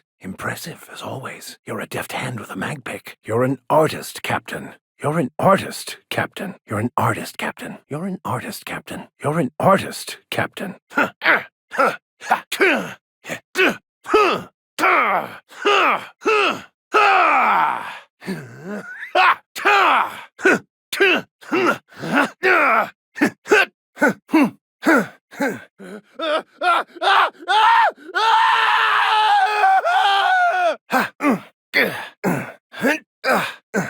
Captain, watch out! Captain, watch out! Captain, behind you! Captain, behind you! Behind you, Captain! Behind you, Captain! Watch out, Captain! Watch out, Captain! Captain, to your left! Captain, to your left! On your left, Captain! On your left, Captain! Captain, to your right! Captain, to your right! On your right, Captain! On your right, Captain! Nice hit! Nice hit! Get up! Got him! Got him! Got him! A fine hit, Captain! A fine hit, Captain! Captain! No! Excellent hit! Excellent hit! Excellent hit! Nice one, Captain! Nice one, Captain! Get up! Captain, get up! Good hit! Good hit! Good hit! Show them how it's done! Show them how it's done! Show them how it's done! No! This might be tough. This might be tough. Get up! Get up! No! Captain! Damn! Captain! Damn! Stand your ground. This could get rough. Captain! No! Captain! No! Captain! No! Don't you dare die on me! Don't you dare die on me! Don't you dare die on me! Don't you dare die on me! No, no, no! No, no, no! Don't you dare die on me! Don't you dare die on me! Get up! Captain, get up! Get up! Captain, get up! Get up! Captain, get up! Captain? No! Captain, no. Don't worry, I have your back. We're not getting through. We're not getting through. Can't get past that armor. Can't get past that armor. That didn't work. That didn't work. You must get past that armor. You must get past that armor. They're too tough. Try something else. Try something else, Captain. I don't think that's working. Corrosives won't work. Corrosives won't work. Corrosives are not working. Corrosives aren't working. No good. Corrosives won't work. Plasma isn't working. Plasma isn't working. Plasma isn't working. Plasma won't work. Plasma won't work. Plasma's having no effect. No good. Plasma won't work. N-rays aren't working. N-rays aren't working. Plasma isn't working. N-rays won't work. N-rays won't work. N-rays are having no effect, Captain. N-rays are ineffective. Shocking them won't work. Shocking them won't work. Shocking them isn't working. Shocking them isn't doing much. Shocking them won't do anything. Nice one. Nice one. Down they go. Down they go. Nice one. Nice one. Down they go. Down they go. That one's done for. That one's done for. Subtle work, Captain. Subtle work, Captain. That one's done for. That one's done for. Subtle work, Captain. Subtle work, Captain. They were destined to die. Nice kill. That's one down. They were destined to die. Nice kill. That's one down. Well done, Captain. Captain. No. Nice one. Nice one. Down they go. Down they go. Nice one. Superbly executed. Superbly executed. Never knew what hit them. Never knew what hit them. Superbly executed. A fine kill. A fine kill. We'll call that one a mercy kill. We'll call that one a mercy kill. We'll call that one a mercy kill. They never saw you coming. They never saw you coming. We'll call that one a mercy kill. Swift and merciful. Well done. Swift and merciful. Well done. Take cover! Take cover! Take cover! You're hurt! You're hurt! You're hurt! Careful, you're hurt! Careful, you're hurt! Careful, you're hurt! Take cover! Take cover! Take cover! You're hurt. You're hurt. Careful, you're hurt. Careful, you're hurt. Take cover! Take cover! Careful, you're hurt. You're hurt! You're hurt! Careful, you're hurt! Careful, you're hurt! You're hurt, Captain. Never knew what hit them. Never knew what hit them. Mend yourself, Captain, quick! Captain, you're wounded! Captain, you're wounded! You're hurt, Captain. You're hurt, Captain. Mend yourself, Captain. Quick. Mend yourself, Captain. Quick. You're hurt, Captain. Captain, you're wounded. Captain, you're wounded. Mend yourself, Captain. Quick. You're hurt, Captain! You're hurt, Captain! Captain, you're wounded. Mend yourself, Captain, quick! Mend yourself, Captain, quick! Captain, you're wounded! Mend yourself, Captain, quick! Careful, you're wounded! Careful, you're wounded. Careful, you're wounded. Careful, you're wounded! Coming over to you. Here they come! Here they come! Don't mess with us! Don't mess with us! Incoming! Incoming! Here they come! We've got trouble! We've got trouble! We are just that good! Oh good! A fight! Oh good! A fight! We've got trouble! Trouble incoming, Captain! Trouble incoming, Captain! We've got a fight on our hands! We've got a fight on our hands! Watch out, Captain! Watch out, Captain! Here we go! Here we go! Incoming! Who would like to die first? Oh good, a fight! Oh good, a fight! We've got a fight on our hands! We've got a fight on our hands! I have your back, Captain! I have your back, Captain! You won't get any mercy from me! You won't get any mercy from me! Want to try me? Want to try me? This will be over quickly. This will be over quickly. We can handle this! Here we go! Here we go! This should be a clean fight. This should be a clean fight. I do so enjoy a good warm-up. I do so enjoy a good warm-up. I do so enjoy a good warm-up. They'll regret taking us on. They'll regret taking us on. They'll regret taking us on. We have the advantage. We have the advantage. We have the advantage. Everyone all right? Everyone all right? That's the last of them. That's the last of them.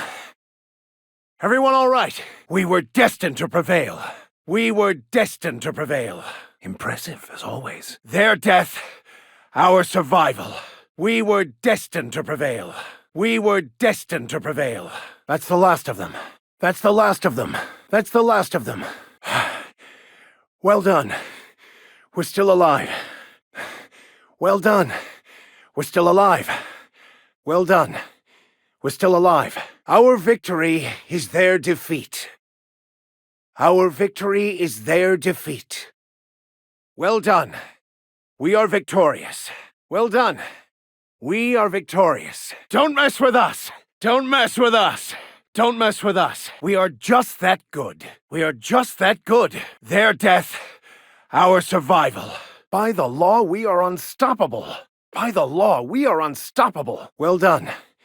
We're still alive. Our skills are unrivaled. Our skills are unrivaled. Our skills are unrivaled. Fate shines on us today. Fate shines on us today. Our skills are unrivaled. They shouldn't have stood in our way. They shouldn't have stood in our way. We make quite a team, my friend. We make quite a team, my friend. This might be tough. This might be tough. We can handle this. Stand your ground. This could get rough. Stand your ground. This could get rough. Who would like to die first? This is going to be quite a challenge. This is going to be quite a challenge. We have the advantage. I hope you're ready for a fight, Captain. I hope you're ready for a fight, Captain. This is going to take all we've got. This is going to take all we've got. Stay sharp. This is going to be difficult. Stay sharp. This is going to be difficult. Don't worry. I have your back. Don't worry. I have your back. Don't worry. I have your back. Good to see you. Good to see you. A pleasure to see you. A pleasure to see you. Oh, hello, Captain. Oh, hello, Captain. Captain? Captain? Yes, Captain? Yes, Captain? Where were we? Where were we? Right, so as I was saying before. Right, so as I was saying before. Right, so as I was saying before. What were we discussing again? Ah, yes. What were we discussing again? Ah, yes. Now, where was I? Oh, right. Now, where was I? Oh, right. What were we discussing again? Ah, yes. Back to what I was saying. Back to what I was saying. Now, as I was saying. Now, as I was saying. Back to what I was saying. Ah, it burns! Get it off! Get it off! I'm bleeding! I'm bleeding! I'm bleeding! I'm bleeding! Shit! Shit! Shit! Shit! Shit! Shit! Ah, my eyes! My eyes! I can't see! I can't see! Go! Go! Go! Go! Go! Go! My legs! I can't see! Shit! Shit! Shit! Fuck! Fuck! Fuck! Oh, my arm! Shh! Shh! Where were we? I'll keep quiet. I'll keep quiet. Right, so as I was saying before. Right, so as I was saying before. Quietly now. Quietly now. Now, where was I? Oh, right. Understood. I'll keep my head down. Understood. I'll keep my head down. Quietly now. Easy does it. Easy does it. Now, as I was saying, someone's coming. Someone's coming. Shh. Whoa, careful. Whoa, careful. Whoa, careful. Shh. Careful. Shh. Careful.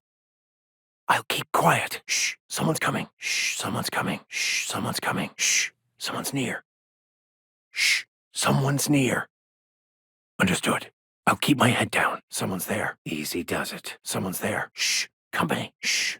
Company. Shh. Company. Can we talk? Can we talk? Can we talk? Captain, could I have a moment of your time? Captain, could I have a moment of your time? Are you free to talk? Are you free to talk? Captain, could I have a moment of your time? Captain, I was hoping for a word. Are you free to talk? Are you free to talk? There's something weighing on my mind. There's something weighing on my mind. Captain, I was hoping for a word. Could I have a word with you, Captain?